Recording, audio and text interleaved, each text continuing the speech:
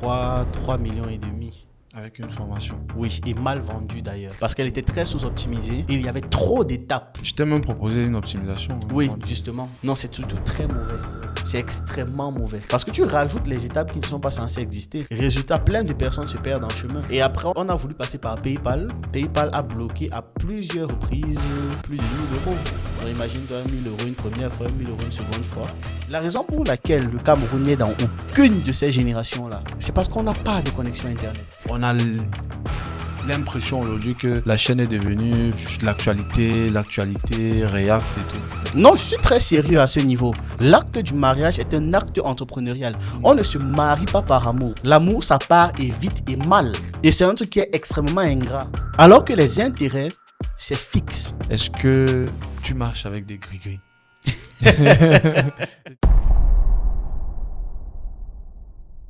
Bonjour Ekel. Bonjour. Comment tu vas? Ça va. Un peu fatigué par la journée, mais ça va. Ok, super. Déjà, merci d'avoir répondu en fait à mon invitation sur la chaîne. Les jeunes riches. On va essayer un peu de laisser les formalités de côté et d'aller directement droit au but. Et comme je le fais d'habitude, je laisse toujours le soin à mon invité de se présenter. Pour ceux qui ne te connaissent pas, c'est vrai que beaucoup de personnes te connaissent déjà, mais c'est toujours bien d'avoir une présentation quand même de toi, de ce que tu penses, que tu es et que nous on devrait savoir de toi. Bon, là, il n'y a pas un tas d'idées qui me viennent en tête. Je suis Ekoumelon Rikel, fils d'Afrique. Littéralement, c'est ça. Parce que je suis fils de Ekoumelon, de Nankam, de Boango, de Mthieu. Bref, je suis l'ensemble de mes ancêtres et je suis moi aussi. Dans les grandes lignes, je fais de l'entrepreneuriat, tout ce qui est dans l'économie numérique. Et je gère aussi une chaîne YouTube appelée Pensée Kamit, où je parle de l'Afrique, d'actualité. J'essaie en fait de comprendre le monde et de partager mes observations à d'autres. Ok, très cool comme présentation. Je pense que beaucoup de gens te connaissent déjà. Et il y a une chose, c'est il faut quand même qu'on donne un peu de contexte à notre rencontre, comment on a fait pour se rencontrer quand même. Je pense que déjà, moi, je t'ai connu. J'avais essayé plusieurs fois déjà de te contacter par la chaîne. De quelle manière? De te contacter directement par WhatsApp. À l'époque, tu avais un numéro sur la chaîne. Et j'ai eu à faire un commentaire en te disant que j'essaie de te contacter fatigué. Tu te rappelles? Et tu m'as dit, c'est pas difficile de me contacter. Ça, je me rappelle par contre que c'est ce que je dis souvent. Voilà, justement.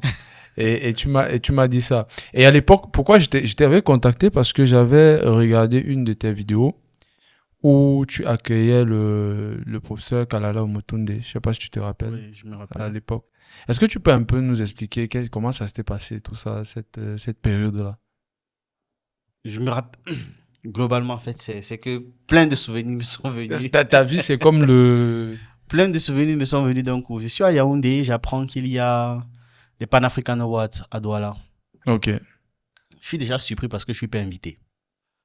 Mais bon, pas grave. Ça arrive. Effectivement. La Surtout toute que tu première n'es pas édition. encore connu. Surtout ça. Et c'était la toute première édition, donc ils ont besoin de noms qui fassent parler. Je prends un billet, je me dépêche d'aller à Douala et vu que j'apprends ça, on est un vendredi ou un jeudi soir. Je me rappelle plus exactement du jour. Le même soir, dès que j'apprends l'info, il est peut-être 10h. 22h, j'étais dans le bus pour Douala parce que j'avais des trucs à faire. J'arrive et il y a l'accueil, on m'accueille, je connais des personnes à Douala, un certain nombre de gens. J'entre dans la salle parce que ça devait se dérouler le lendemain, il devait donner une conférence. Et à la suite de la conférence, je vais vers lui et on discute. C'était rapide, fluide. Et toute la soirée, on a passé ensemble avec lui et quelques membres de son staff. Il y a des gars qui organisaient puisqu'il avait des visites à faire. Il y avait aussi Juliette Smiralda. C'est aussi comme ça qu'on se rencontre avec Juliette Smiralda. Okay. D'ailleurs, actuellement, il nous arrive d'échanger, de discuter de temps à autre. Donc, La soirée se passe simplement parce qu'on n'est pas en mode il est connu. Non, Ouais, c'est c'est un mot de discussion, discussion. tranquille et tout. Ouais. Et il était très ouvert. Hein. Mhm. Il suffisait que vous commenciez une conversation et ça partait loin. Et on ne se connaissait pas personnellement, mais tu vois que l'échange a été rapide. Et toute la soirée, on l'a fait. Puis, je me prends un hôtel avec Boams à l'époque. Mhm. Elle était logée dans une chambre nantais juste à côté. Et de temps en temps, on faisait les navettes aller-retour. En fait, c'était 2 jours durant lesquels j'ai pas dormi. Je vois. Je marchais. Je partais ici. Parce que Motunde, lui, il partait le soir même. Ok. Oui, lui, dès qu'il finissait la conférence, le soir Mais même, quand vous avez, désolé de te couper, mais quand vous avez fait la conférence, il avait déjà fait combien de jours au Cameroun? aucune idée. Je sais Aucune pas. idée, ok. Je ne pouvais pas savoir. Ok. Mais il était au moins là pour l'événement, le Ok. Pan-African Award. Mhm. Donc, on n'a pas eu l'occasion de se connaître. Mais rien que cet échange sur ces quelques heures, c'était C'était extraordinaire. extraordinaire. Mais c'est fou parce que de l'extérieur, en tout cas pour moi personnellement, les vidéos que j'ai eu à voir, j'ai l'impression que vous étiez... c'était une sorte de, je sais pas, une sorte de collaboration parce que j'ai vu des vidéos où il donnait cours, littéralement. Mhm. Tu étais dans la salle, non? Je pense bien, de formation à un moment donné. Oui, C'était pendant cet événement-là c'était ou c'était pendant autre cet chose? événement. Ok, d'accord. J'ai cru que il y avait un truc qui était organisé et il y En avait des privé. jeunes. Non, non. D'accord, ok, ok. Ce Ok. qui était dans ce genre-là, c'était avec Mbok Basson. Boc-Basson, ok. Par contre, Ouais, oui. ouais, ouais. C'était un truc en cercle très restreint. Hmm. C'était une communication hyper limitée parce qu'à l'époque, ils ne voulaient pas une communication massive là-dessus. D'ailleurs, j'avais essayé de partager sur les réseaux et il m'avait demandé de supprimer parce que ça devait être un truc en cercle fermé. D'accord. Ouais. Ok, ok. D'accord. Ok, super. Et à ce moment-là, tu étais beaucoup du côté de Douala. C'est un peu fou parce que moi, je te connais déjà un peu. Et je sais que tu as quand même un beau parcours du côté de Yaoundé. Non, j'étais à Yaoundé. Mais à un moment donné, j'ai cru que tu étais à Douala. Vraiment pas. C'est juste que la vibe de la ville ne me plaît pas. C'est quoi? Parce que c'est à côté de l'eau, les esprits de l'eau. Ça fait partie des éléments, mais ça, c'est déjà spirituel, pas à Ouais. mon niveau. Mhm. Puisqu'il y a plein de gens qui s'y sentent très à l'aise. Très à l'aise, ouais, ouais. Qui Mais sont par un peu dans la contre, bouche. non, c'est pas tant la débauche, c'est pas tant les mœurs. C'est pas comme si à Yaoundé, c'est mieux, hein. Mhm. Vraiment pas. C'est juste que la vibe de la ville ne me plaît pas. C'est quoi? Parce que c'est à côté de l'eau, les esprits de l'eau. Ça fait partie des éléments, mais ça, c'est déjà spirituel, pas à Ouais. mon niveau. Mhm. Puisqu'il y a plein de gens qui s'y sentent très à l'aise. Très à l'aise, ouais, ouais. Qui sont Mais un par peu, contre, ouais. non, ils sont vraiment Douala, c'est leur meilleure ville. Mm. Mais par contre, moi, je ne suis pas à l'aise dans la ville. Et je n'ai même pas besoin, étrangement, de savoir que je suis dans la ville pour être mal à l'aise. Parfois, je suis en route, quand le bus entre dans Douala, je ne sais pas que nous sommes déjà à Douala, Ah. mais ça ne va plus. Mm. Donc, je n'aime pas la ville, tout simplement. Ça veut dire que je réduis mes interactions avec cette ville au strict nécessaire. Ok. J'y vais si nécessaire, sinon.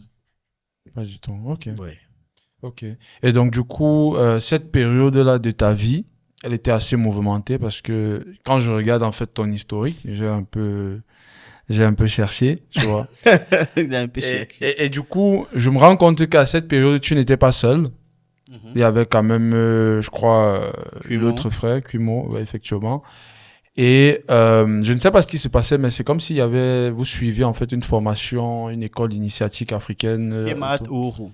Effectivement, ouais. Est-ce Oui, que oui. tu peux un peu nous Nous parler parler de de ça? l'école initiatique. Ouais. C'est simplement une organisation culturelle. Mm. Et par la suite, il y a eu des... C'est littéralement une organisation culturelle. Ils ont été obligés de se mettre sous cette appellation-là. Mais l'objectif, c'était d'enseigner de toutes les cultures. Parce qu'il y avait des professeurs de tous les horizons, littéralement de tout horizon. D'ailleurs, le linguiste qui nous enseignait là-bas, c'était un gars Bamoun. Extrêmement bon. Il était extrêmement bon. Extrêmement bon en linguistique. Africaine. Oui. Ok. Oui, extrêmement bon en linguistique. Et il y avait d'autres qui venaient du nord, du centre, de partout. De toutes les zones, littéralement. Donc, c'était un endroit où il y avait un concentré de savoir extraordinaire. On ne pouvait pas se tenir loin de ça. Mm. Malheureusement, pour moi, c'était à Douala. Donc, résultat, on était obligé de tout faire quelque part à distance ou alors de profiter des événements qui nous réunissaient à l'ouest ou encore au centre pour pouvoir en apprendre encore plus. Et ce sont des gars qui ne se contentent pas juste d'en parler, mais les pratiquent. Par exemple, il y avait un Effectivement, je qui pense était que c'est la partie psychologue. vraiment intéressante. Oui, il était psychologue. Il y avait un autre, lui, il était spécialisé dans tout ce qui concerne le feu, rituel de feu, Wow. bref, tout ce qui se fait avec le feu. Avec le feu. Ouais. Oui, très bon aussi. Il se faisait, oh, il se faisait appeler Kadhafi. Kadhafi. Il a les nerfs. C'est un type avec qui tu causes, tu es en mode mince. Toi, tu penses que tu es énervé. Non, tu n'es pas énervé. En fait, il était vraiment bouillant Mhm. constamment. Comme le feu, quoi. Comme le feu. Wow. Wow. Et la période, là, la formation, ça durait combien de temps? L'information, c'était cyclique. Sur des phases de 3 mois, puis 3 mois, puis 3 mois, puis 3 mois. Est-ce que c'est quelque chose qui continue aujourd'hui? C'est-à-dire, est-ce que les gens peuvent, par exemple, faire ça Oui, il aussi y en a dessus? plusieurs. Il y en a plusieurs. Ça se démocratise même, en fait. Mm. Parce qu'au Canada, il y a Sankofa. Eux, c'est vraiment tout un cursus scolaire. Première année, deuxième année, troisième année, ainsi de suite. Donc, oui, ça s'organise et ça continue de se faire. Tu sais qu'il y a beaucoup de gens se posent la question, c'est-à-dire que aujourd'hui on va nous dire ouais, on va apprendre des choses, on va faire des écoles initiatiques, on va etc. Mais on s'initie sur quoi? Sur la base de quoi? D'autant plus que déjà on est dans un pays où il y a pratiquement 365 tribus, traditions différentes, etc. Lorsque je vais voir un initié ou bien du moins quelqu'un qui a avancé, on va dire spirituellement entre guillemets, qui va m'initier. Il m'initie en quoi en fait? En fait, l'initiation, c'est vrai que beaucoup de personnes, je voulais dire sacralisent, mais c'est pas la bonne expression. Ils déifient d'une certaine manière l'expression initié ou initiatique ou initiation. Tout le champ lexical qui va avec. Pourquoi? Parce que pour eux, l'initié ou l'initiation, ce sera d'arriver comme tu es, de repartir avec la capacité de te téléporter, de soigner les Ouais, des gens. choses comme ça. Bref, tu seras dans un Voyager dessin la nuit. animé. Justement. Mais non, l'initiation, c'est littéralement l'apprentissage. Tu sais faire du montage vidéo, c'est pour pouvoir faire du montage vidéo, tu as mené une initiation. Tu t'es initié à ça. C'est juste que comme ça renvoie quelque part à quelque chose de mystique, on a l'impression que c'est waouh. Non. En fait, l'initiation, là, c'est simplement comprendre l'environnement dans lequel on vit, comprendre nos sciences, nos cultures et en profondeur, c'est-à-dire le pourquoi des choses. Quand on te dit on doute, ok, ça tu le sais. Maintenant, c'est pourquoi Pourquoi on on doute? doute. Ouais. Tu vois, donc c'est comprendre ça qui est intéressant. Et c'est ça qu'on appelle en fait l'initiation. Maintenant, dans ton initiation, tout comme à l'école, prenons un cas classique, où tu as on t'initie à plusieurs matières, histoire, géographie, machin et tout. Et puis on se rend compte que tu as un talent particulier peut-être pour les mathématiques, les sciences humaines. Là, on va dire non, attention. Il faut maintenant qu'il aille en profondeur dans ça spécifiquement. Ouais. Mais avant de parler de profondeur où tu auras la capacité de te téléporter là, il faudrait que tu comprennes le global. Le global déjà, ouais. Exact. Donc l'initiation, en fait, c'est ça, juste comprendre. Mm. Comprendre nos sciences, nos mœurs, nos façons de penser, tout qui nous concerne. Et il faut mentionner quand même que le parcours initiatique, on va dire, c'est vraiment, il faut vraiment être se dévouer à cela totalement. Je veux dire, il y a des gens, comme tu disais, qui, en venant, ils se disent, OK, à la fin, je vais pouvoir me téléporter. Mais Il se rend compte que pour se téléporter, il faudrait attendre 39 ans. 39 ans, par exemple, voilà, justement. Et que c'est vraiment, tu dois faire de ça ta raison de vie, par exemple. Et beaucoup sont déçus. Beaucoup sont déçus. Je sais quand même que beaucoup sont déçus parce que tu vas voir des commentaires qui reviennent très souvent lorsque tu essayes de parler, par exemple, de spiritualité africaine et d'essayer, en fait, de montrer la vérité aux gens. Les gens viennent te dire en commentaire, qu'est-ce qu'on peut faire avec exactement? Oui, mais Tu vois, ça, qu'est-ce c'est que vous parce avez que déjà fait avec? ce reproche-là, ils le font. Bon, je voulais dire quelque chose de méchant, mais c'est pas nécessaire. Ce reproche-là, ils le font parce qu'ils manquent de respect à nos cultures. Factuellement, c'est ça. Parce qu'aux autres, on ne pose pas ce genre de questions. Ensuite, vous comprenez bien qu'il y a un intérêt derrière. Ils ne prennent pas ça comme, OK, je suis intéressé par ma culture. C'est, si je m'intéresse à ma culture, ça devient une sorte de marché que tu passes. Si je m'intéresse à ma culture, je gagne quoi? Bah, tu gagnes déjà le fait d'être fier d'être toi. Le fait, je le répète souvent, mais comprendre son environnement, c'est la base de tout. Hein. Je connais plein de personnes qui ne s'en sortent pas simplement parce qu'ils ne comprennent pas leur environnement. C'est-à-dire qu'ils ont tout pour réussir. Ils ont tout, les moyens, les ressources, le réseau. Mais ils ne s'en sortent pas parce qu'ils ne comprennent pas son environnement. A contrario, vous verrez quelqu'un qui n'a rien du tout, mais parce qu'elle comprend son environnement, elle arrive à s'en sortir, et sur tous les plans, littéralement. C'est très pertinent. Ouais. Donc, les gens qui arrivent et disent « je gagne quoi ?» La question aussi qu'ils doivent se poser, c'est qu'est-ce qu'ils perdent? Ils perdent quoi? Ils perdent le fait de ne pas comprendre ce qui se passe chez eux, en eux, sur eux. Et je ne sais plus qui l'a dit, mais je crois que la phrase, c'était un truc comme si vous trouvez que l'éducation coûte cher, essayez l'ignorance. Je ne me rappelle pas qui l'a dit, mais c'est en fait la même chose. Si tu estimes que tu ne gagnes rien en t'éduquant, sois ignorant, j'espère que tu seras fier de toi. Et maintenant, ces mêmes gens qui font fi de critiquer, au fond, sont juste frustrés. Parce que quelque part, et je me suis rendu compte de ça à chaque fois, lorsque les solutions occidentales aux problèmes africains ne marchent pas. Ils reviennent. Tous, sans exception. Ils reviennent vers la base. Ils reviennent tous. Tous. À un moment donné, ça c'est, ils disent que gars, j'ai tout essayé. Il faut que j'aille au village et secouer les calebasses. Donc, quelque part, c'est de l'hypocrisie. Parce qu'ils arrivent vers leurs ancêtres en disant, si je vous respecte, vous me donnez quoi? Mais tu sais, ça ne répond pas vraiment à la question, tu vois. Le but, c'est pas tant de répondre à la question, mais c'est de pousser les gens à pouvoir se poser les bonnes questions eux-mêmes. Parce que on ne va pas passer notre vie à chercher les arguments pour convaincre les gens. Ouais. Parce que les gens n'ont pas été obligés d'être convaincus profondément pour pouvoir agir et faire du bien dans leur vie. C'est que toi-même, tu regardes ta situation, tu te dis, Dieu fait comment pour m'en sortir? Mais si chaque jour, mets-toi, c'est un peu comme les gens qui passent toute leur vie à écouter les contenus de motivation. Non, tu vas y arriver. Le second nom de Dieu, c'est le temps. Mais chaque jour, tu fais exactement la même chose ou tu ne fais rien du tout. Est-ce que ce sera pertinent? Et imagine que toi, tu dois lui dire ça à chaque fois. Non, fais ci, fais ça. C'est pour ça que quelque part, mon discours ne consiste plus à convaincre les gens, mais simplement à leur expliquer. Ceux qui sont intéressés, qu'ils écoutent. Ceux qui ne sont pas intéressés, qu'ils aillent faire ce qui les intéresse. Parce que s'il y a une chose que le fait de travailler sur les réseaux sociaux en gros m'a appris, c'est que tu ne peux pas forcer l'intérêt des gens. D'accord. Tu vas juste faire ton contenu, tu vas juste dire ce que tu as à dire. Et attirer naturellement. Et naturellement attirer l'attention de ceux qui sont intéressés par ça. Ouais. C'est pour ça que même si on commence à parler de la fabrication de ces trucs-ci, plein de gens vont dire ça ne m'intéresse pas, mais ceux que ça intéresse viendront regarder. Donc je suis plus là en train de convaincre dans les lives, nanani, laissez ça. Débattre, etc. Je t'ai même dit non, je n'aime pas débattre. Le débat, vraiment, ça épuise. Non, je n'aime pas débattre. Sauf si je suis payé pour. Là, oui, je vais débattre. Parce qu'au moins, je rentabilise mon temps.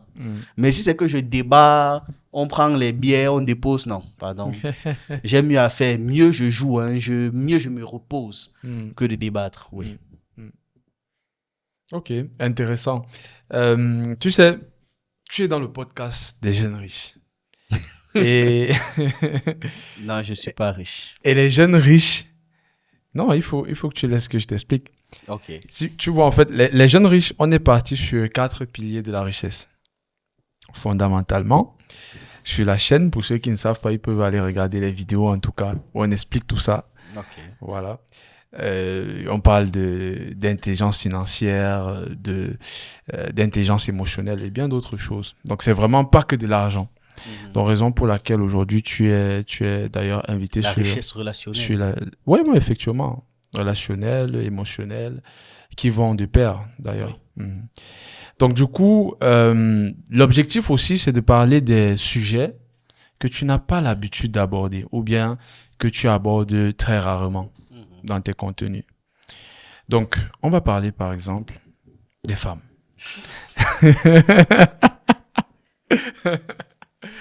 Je sais que ça, c'est un sujet sur lequel tu te prononces beaucoup, mais pas en ligne. Et je pense que ce podcast, quand même, va permettre un peu de révéler des femmes. Des femmes, effectivement. En tant qu'homme, on va parler des femmes parce qu'on est des hommes. C'est ça? Oui, effectivement. Ok, donc si ça avait été une dame à ma place, vous auriez parlé des hommes. Exactement. En fait, ce qui nous intéresse surtout, c'est toi. Moi, ok. Toi, ta façon de voir les choses. En tout cas, je vais te poser des questions. Ta façon de voir les choses. Et aussi, toi, en tant que jeune riche, tu as compris la définition des jeunes riches. Même comme il me manque 2 des 4 richesses là. Donc, toi, en tant que jeune riche aujourd'hui, en tout cas, par rapport à certaines personnes, tu as une grosse source d'inspiration. Il faut, c'est vrai que tu es modeste et tout, mais il faut quand même le reconnaître. Tu as une grosse source d'inspiration pour beaucoup de personnes. Comment est-ce que tu perçois aujourd'hui le mariage? Tu vois? Le mariage. En fait, je suis mitigé, je suis tiraillé entre la conception idéale du mariage dans les cultures et traditions africaines qui sont la source de mon inspiration, ou alors le mariage dans cette conception que l'on a aujourd'hui, c'est-à-dire factuelle, des faits que l'on observe. Donc, je suis tiraillé entre les deux. C'est pour ça que je vais te demander de préciser encore la question. Ok. Pour être plus précis, plus clair, disons déjà qu'on va commencer avec le contexte africain, tu vois. Oui. On est des jeunes riches, mais on vient surtout de quelque part. Vois-tu, tu sais un peu ce qui se passe aujourd'hui lorsqu'on parle de mariage dans la société moderne actuelle qui est en train de se transformer. Il y a énormément de désordres, comme on en parlait tout à l'heure. Ouais. Oui. Et aujourd'hui, l'idée aussi pour le podcast, c'est ces jeunes-là qui nous écoutent. Aujourd'hui, comment est-ce que toi, tu perçois le mariage, tu vois?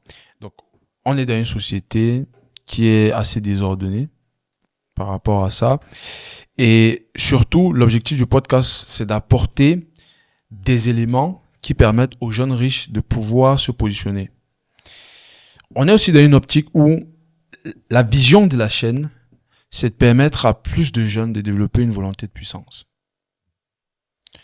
En gros, pour déjà, au niveau personnel, pouvoir s'en sortir, déjà, on va dire ça comme ça. Je dois pouvoir manger 3 fois par jour. Voilà. Au moins. C'est ça, effectivement. Et deuxièmement, de contribuer à un combat beaucoup plus global, qui est le combat de la société. Il faut pouvoir apporter, il faut pouvoir, etc., etc. Donc, toi, aujourd'hui, en tant que jeune riche, déjà, est-ce que le mariage pour toi, c'est peut-être pas forcément une priorité, mais est-ce que c'est quelque chose qui est important dans la quête de la réussite, tu vois? Et deuxièmement, s'il faut le mariage pour un jeune riche, voilà, ou un jeune qui aspire à la richesse, comment est-ce que ça doit être organisé aujourd'hui avec la société, vu que tout est désordonné, on a l'impression que tout le monde c'est juste des intérêts et tout ça. Est-ce que ça vaut même encore la peine, tu vois, il faudrait déjà qu'on comprenne que le mariage, dont la conception physique, matérielle du mariage, ce sont des alignements d'intérêts, même en Afrique. Ce sont des alignements d'intérêts. Vraiment, faut pas je parle bien dans la conception physique. C'est-à-dire, je veux une femme issue d'une famille où ils sont de très bons agriculteurs parce que j'ai des terrains et j'ai besoin de son savoir-faire. Ouais. Tu vois? Vraiment, ça, c'est de même dans l'Afrique ancienne. Donc, il y a quelque part un intérêt continu. J'aime bien leurs gènes. Chez eux, ils sont réputés pour avoir de très forts guerriers. Donc, je vais aller épouser cette famille-là parce que je veux leurs gènes chez moi. Même biologiquement, il y a des intérêts. Les hommes sont sélectionnés sur la base de leur taille, de leur force, tout comme les femmes sont sélectionnées sur la base de la taille de leurs hanches, etc. Parce que est-ce qu'elles pourront facilement enfanter? Est-ce qu'elle sera robuste? Est-ce que c'est une femme dont je vais devoir m'occuper tout le temps parce qu'elle tombe continuellement malade, ou alors non, elle est assez robuste, elle sait se débrouiller. Quelque part, il y a toujours des intérêts. Maintenant, pour un jeune actuellement, c'est pas très pertinent de se presser pour se marier. Pour plusieurs raisons. Déjà parce qu'il y a énormément de désordre, mais surtout parce qu'on a besoin d'un certain temps pour se construire mentalement. On a besoin d'un temps de fou malade. Ce que je peux recommander aux jeunes actuellement, c'est de se concentrer sur eux. Pas parce que la femme n'est pas pertinente pour votre vie, mais simplement parce que beaucoup trop de gens s'engagent sans connaître ce qu'ils sont eux-mêmes. Qui ils sont eux-mêmes et ce qu'ils veulent. Parfois, tu peux être convaincu que tu veux un truc, mais en grandissant, tu fais hey, oh là là, quelle tristesse. Tu vois, Effectivement, c'est ça le truc. Parce que en s'éduquant, en règle générale, quand tu t'éduques, tu changes d'état de conscience. Et tu te rends compte qu'en fait, ce que j'étais convaincu vouloir, ce n'était pas tant ça. Donc, on ne doit pas être pressé, en fait, de se marier. Maintenant, oui, pour pouvoir atteindre un certain niveau, tu es obligé d'être marié parce que pour faire certaines choses, vous êtes obligé d'être deux. Comme quoi, par exemple? Un enfant. Non, mais laissons l'enfant. Non, c'est pour... Non. C'est basique, un enfant, ça peut être tout. Hein. Même sans mariage, tu peux... Un enfant, ça peut être tout. Quand on parle de sexualité en Afrique, l'énergie issue de la sexualité en Afrique, ce n'est pas que pour pouvoir faire les enfants. L'énergie issue de la sexualité en Afrique, c'est pour pouvoir enfanter un projet et le faire grandir. C'est pour pouvoir enfanter le succès. Et ça, c'est ce que beaucoup de personnes oublient. Dans un couple, on n'est pas censé travailler seul. Tu vois? Et quand tu veux arriver à un certain palier de ta vie, vous êtes obligé d'être deux. Et maintenant, quand on parle d'ancestralité, là encore, c'est un autre cas de figure, mais c'est important que je le souligne. Il y a un certain nombre de conditions. Est-ce que tu as eu un enfant? Ça fait partie de ces conditions. Est-ce que tu t'es occupé de ta famille, c'est-à-dire femme, enfant et j'en passe? Ça fait partie des conditions. Maintenant, quand tu dis oui aux deux premières questions, on va te dire ce n'est que normal. Tu fais comme si tu as fait quelque chose de particulier, c'est la norme. C'est la norme. La question qu'on va te poser après, c'est est-ce que tu t'es occupé de ta communauté? Sauf que pour pouvoir répondre à toutes ces questions, il faudrait bien que tu aies pu agir, que tu aies pu avoir des moyens pour agir. Et ces moyens-là, on les a difficilement seuls. Parce que beaucoup de personnes, justement, allient richesse avec argent. Or, chez Jeunes Riches... Voilà.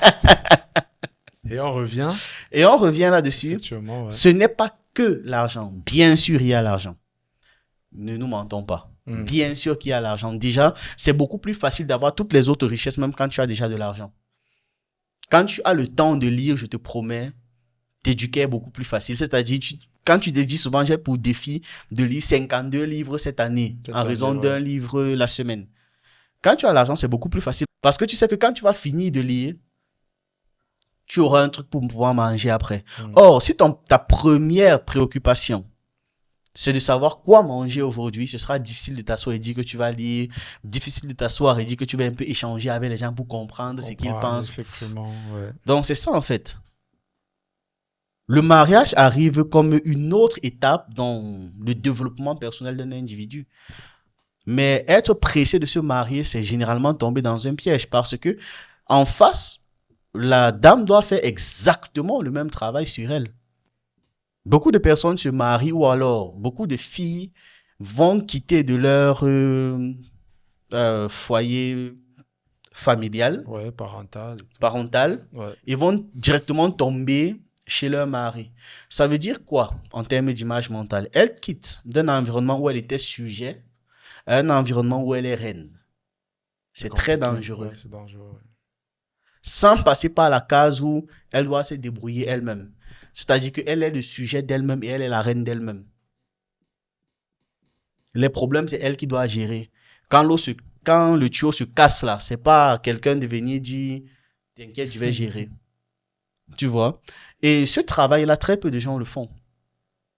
Sans parler des filles qui pensent que tout doit leur être acquis. Et ça, c'est quelque part à cause de l'éducation qu'elles ont reçue. Parce que tu vas voir en Afrique, généralement, on ne va pas donner l'argent à la fille. On va dire, tu veux quoi, on achète. Tu vois, c'est très courant. C'est trop commun même. Donc, toi, tu trouves qu'il faudrait donner de l'argent lorsqu'on... Oh, il faut faire en sorte que les deux soient entrepreneurs. Les femmes comme les garçons doivent entreprendre. C'est très important. Parce que l'entrepreneuriat, c'est ça qui permet même plus tard de pouvoir bien défendre son foyer. La question que je me pose beaucoup et qui a été un traumatisme pour moi, c'est lorsque le mari qui est l'entrepreneur meurt ou par les circonstances de la vie, peu importe lesquelles, il n'est plus là. C'est quoi la suite?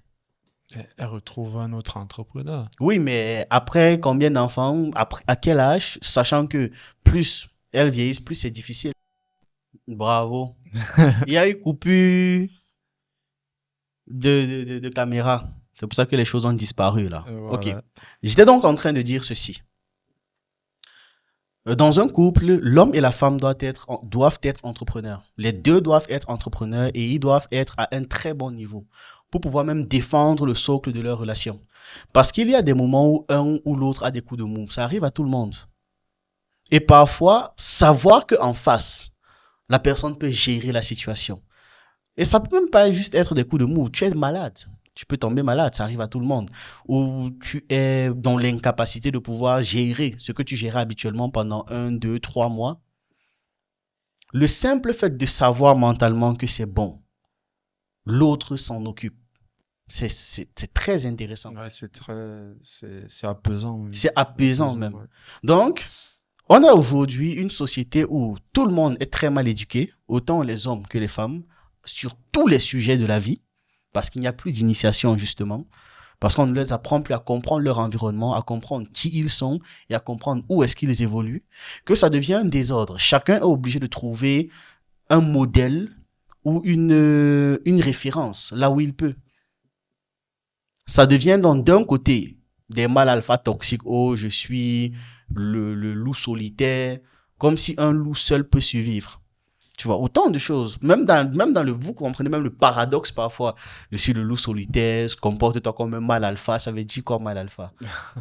Tu peux pas être alpha chaque jour, ouais. Ça, c'est clair, ça, c'est clair. Et de l'autre côté, c'est, tu es très joli, demande de l'argent, vends ton corps. On va te le dire d'une manière plus ou moins subtile, mais en conclusion, ce sera ça. Ça va même venir de manière très subtile dans les conversations avec les gens de la famille. Que, mais tu es une belle jeune femme comme ça. Tu n'es pas encore marié. Tu n'es pas encore marié. Je me rappelle par exemple une conversation, ça c'était lunaire. Première année universitaire, tu vois, quand les gens viennent encore voir, oh, je vais aller dans telle université, dès que tu finis d'avoir le bac, là, il y a une nostalgie qui a envahi les gens. Donc au début de l'année, en Guayaquil, il y a une jeune fille qui arrive et elle demandait de l'argent. Est-ce que tu me prêter X, prêter Y? Et à un moment, je dis, mais depuis qu'on est au lycée, moi, je sais que ça va. Qu'est-ce qui n'a pas marché à l'université? Elle dit que mon père a dit qu'il n'est plus rien avec moi. Je dis, explique. Elle dit, non, quand les classes ont recommencé, enfin, quand l'année académique a commencé à l'université, il m'a fait m'asseoir, il m'a dit, j'ai des petits frères qui doivent aussi finir le lycée, j'ai des petits frères qui doivent finir le lycée, il a les charges à faire à la maison. Elle, c'est déjà une grande fille. Donc, il n'a plus rien à faire avec. Tu dois te battre. Tu dois te battre. Sachant très bien que même quand elle voulait se battre au lycée, vendre les trucs, faire des glaces, il disait non, tu es quand même ma fille. Tu peux pas faire ce genre de trucs, je m'en occupe. Donc, et maintenant, elle doit se battre. Maintenant, elle doit se battre comment? Tu improvises un entrepreneur qui n'a jamais eu à le faire. D'ailleurs, tu lui interdisais même de le faire parce que tu étais le pourvoyeur. Et du jour au lendemain, ce que tu lui dis en fait, c'est trouve un autre pourvoyeur. C'est clair. Mais c'est fou ce que tu dis parce qu'en fait, le message, c'est clair. Hein? C'est clair. C'est clair. Et donc, le père continue en lui disant, mais je connaissais ton ami, je ne vais pas prononcer son nom, qui venait souvent ici. Il dit quoi? Il dit non, comme on a eu le bac et tout, ses parents ont fait ses papiers, il a voyagé. Et le père pose la question, et il t'a laissé ici? En tout cas, je ne suis plus rien avec toi. Il a continué de regarder son match. Le message, il est un peu plus clair. On ne peut pas faire plus clair que ça. Ouais. Si ce n'est de lui dire, il faut aller vendre. Parce qu'au-dessus, c'est seulement ça que tu peux dire. Ouais, et de l'autre côté, chez les garçons, c'est à peu près la même chose. C'est qu'on va te vendre une super-performance, performe, qu'en travaillant dur, tu auras des trucs, alors qu'en travaillant dur, non. Tu n'as pas des trucs. C'est en travaillant intelligemment et en ayant beaucoup de chance. Et comment est-ce que tu as de la chance? C'est en échouant plus de fois que tu ne réussis. Mathématiquement, c'est comme ça qu'on a de la chance. C'est-à-dire que si chaque jour je vise je sais pas, des fléchettes sur une cible. Je visais 100 fléchettes sur une cible chaque jour. Mathématiquement, à un moment donné, je vais tomber sur pile au milieu. Et c'est le pile au milieu là que moi j'appelle souvent le filon. Qu'il faut trouver le filon. Et que tous les jours, c'est ce que je cherche. Si tu marches avec moi, je dis souvent à mes gars que moi, je cherche seulement le filon. Je ne veux pas deux, je ne veux pas trouver un filon.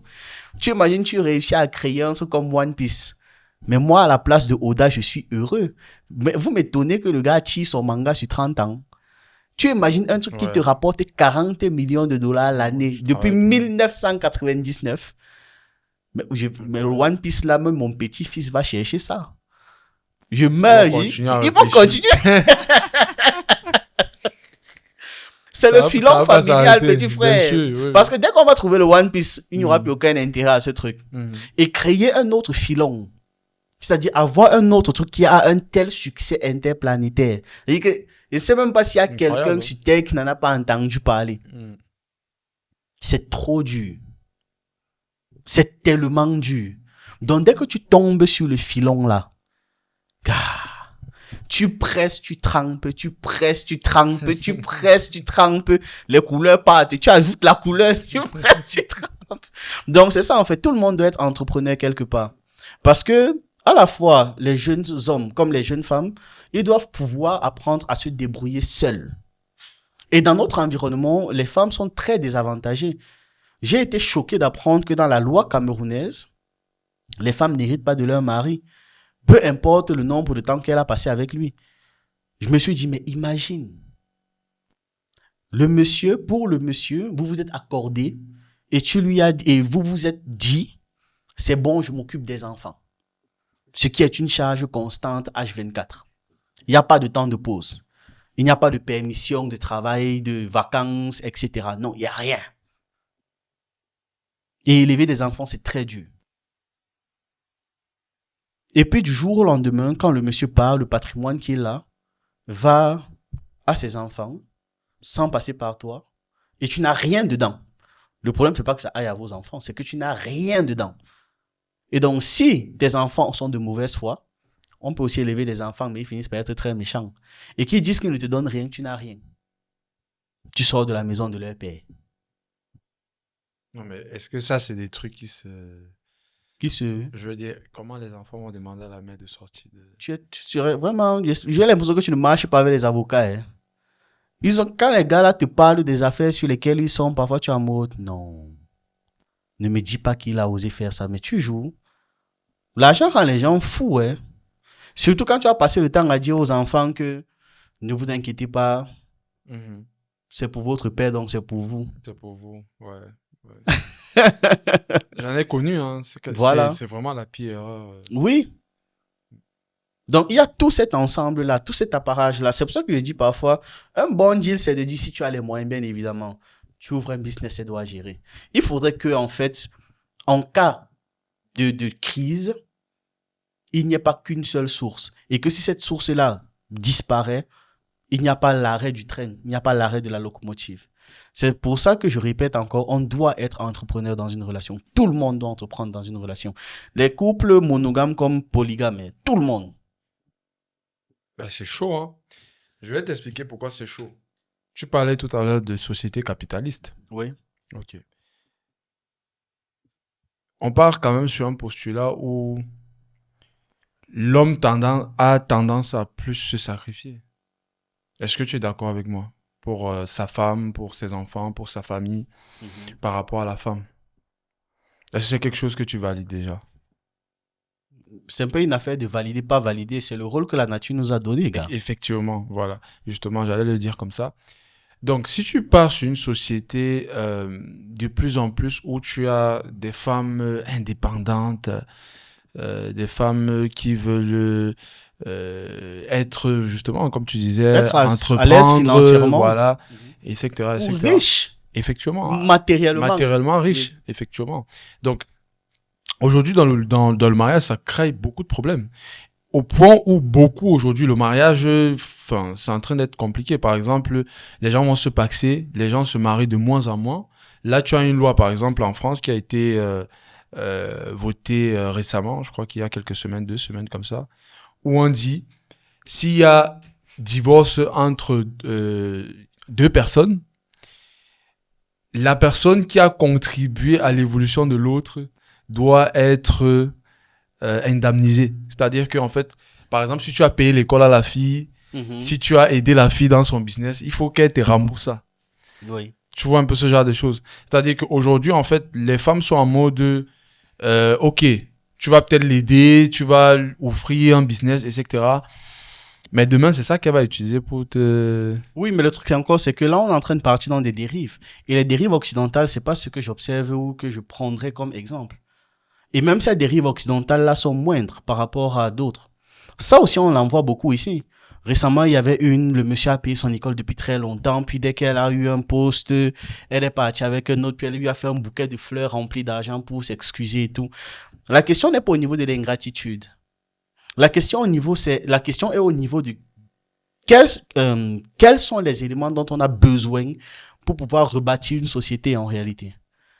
Et on a besoin des gens qui entreprennent. Je ne te coupe pas. On a effectivement besoin des gens qui entreprennent. Mais ça, tu vois tu vois le sujet sur le point de vue de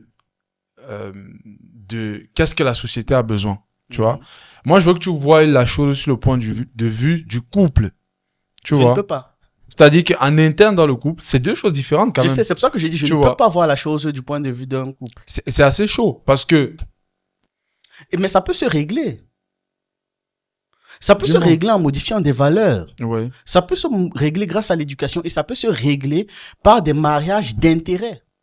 En revanche, voilà le point... C'est ça qui est compliqué. Hein. Non, au contraire, le mariage par intérêt, c'est même le moins compliqué. Et c'est pour ça que le mariage que je critique le plus, par contre, c'est le mariage par amour. Par amour. Justement, quand je dis c'est compliqué, c'est que les gens généralement vont essayer de se marier par amour. Voilà l'erreur que beaucoup de gens font. Ouais. Et c'est pour ça que je dis donc que les gens doivent être éduqués, concentrés sur eux avant de vouloir s'engager, comprenant que l'acte du mariage c'est un acte entrepreneurial. Ça, c'est... Non, je suis très sérieux à ce niveau. L'acte du mariage est un acte entrepreneurial. On ne se marie pas par amour. Faisons très attention. L'amour, ça part et vite et mal. Et c'est un truc qui est extrêmement ingrat. Effectivement, ouais. Alors que les intérêts... Hey, stop, écoute-moi une minute. Tu veux vraiment faire de l'argent en ligne, peu importe ton business? J'ai écrit un livre, la Bible du Growth Hacking, la Bible de la croissance, qui contient tous les évangiles, tous les commandements, toutes les techniques secrètes que personne ne partagera avec toi, qui vont te permettre aujourd'hui d'hacker ta croissance. Que tu sois dans du dropshipping, du e-commerce, en passant par du trading et même de l'investissement en bourse, de la création de contenu, du freelancing, du copywriting, etc. J'en passe. Ce livre, je dis bien, regroupe tous les hacks. Si tu veux l'avoir, clique sur le lien en description.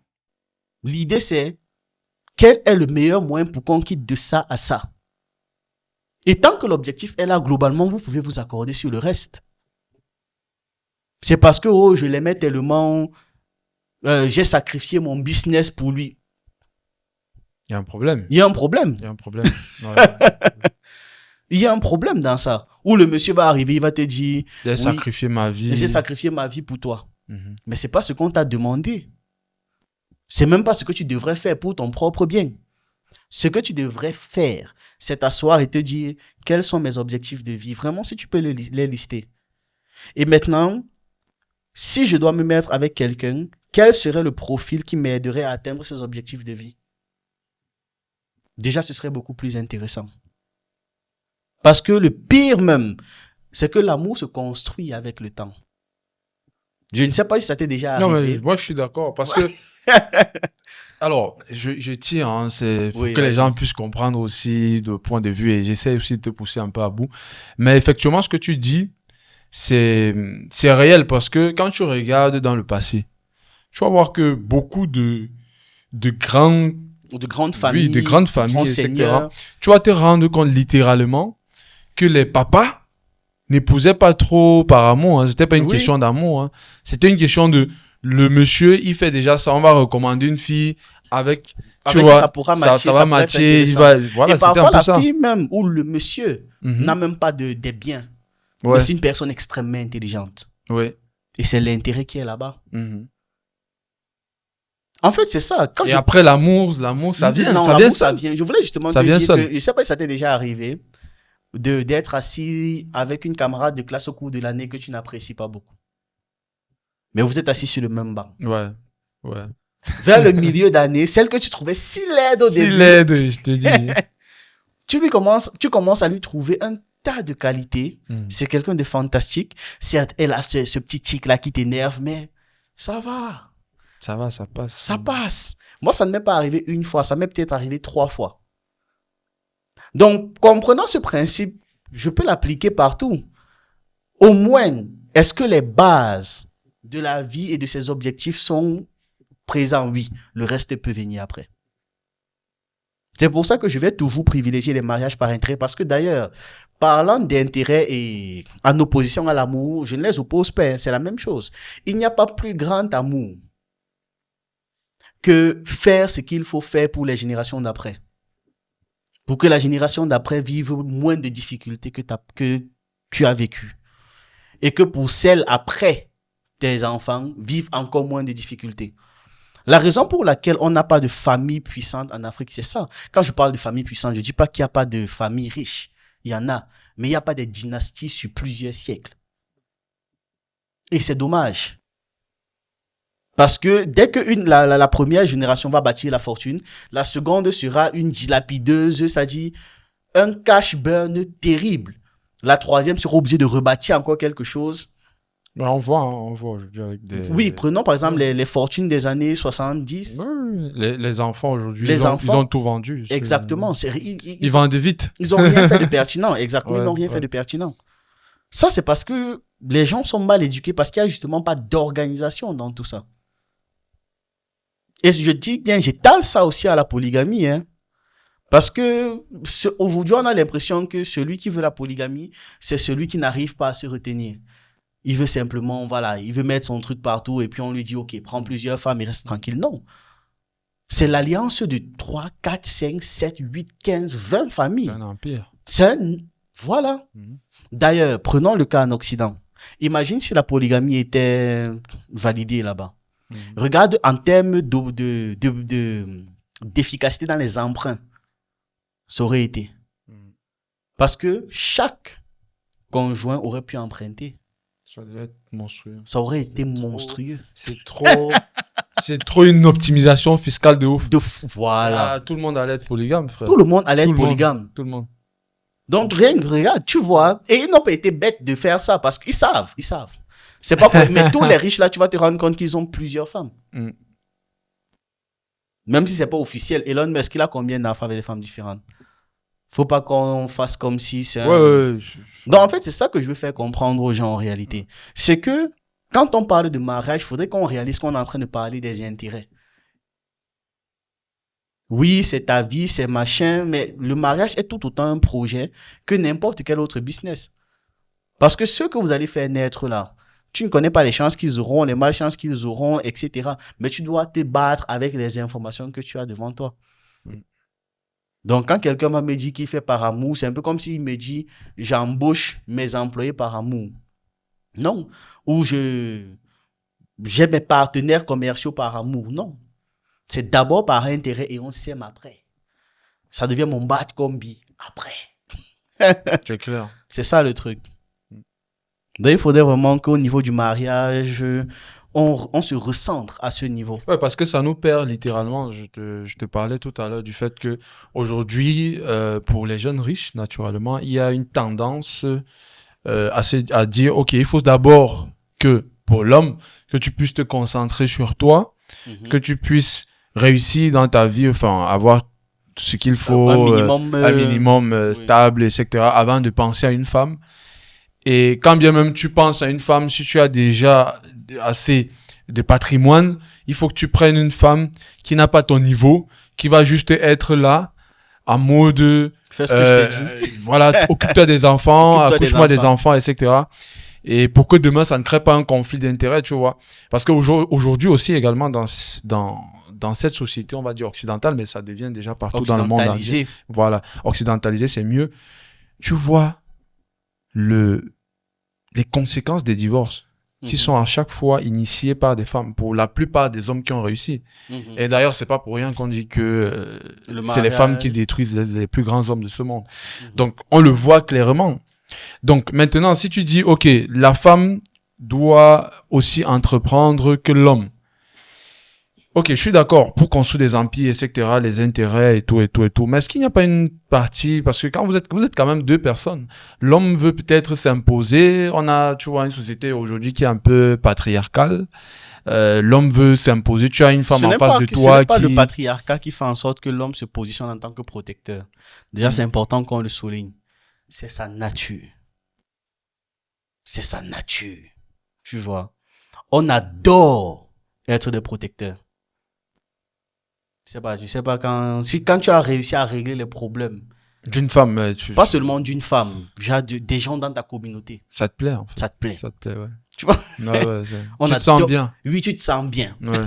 Tu es en mode, je suis quelqu'un de bien. Tu vois? Ouais. Donc, c'est pas le patriarcat. Et encore, oui, ça crée des dérives là.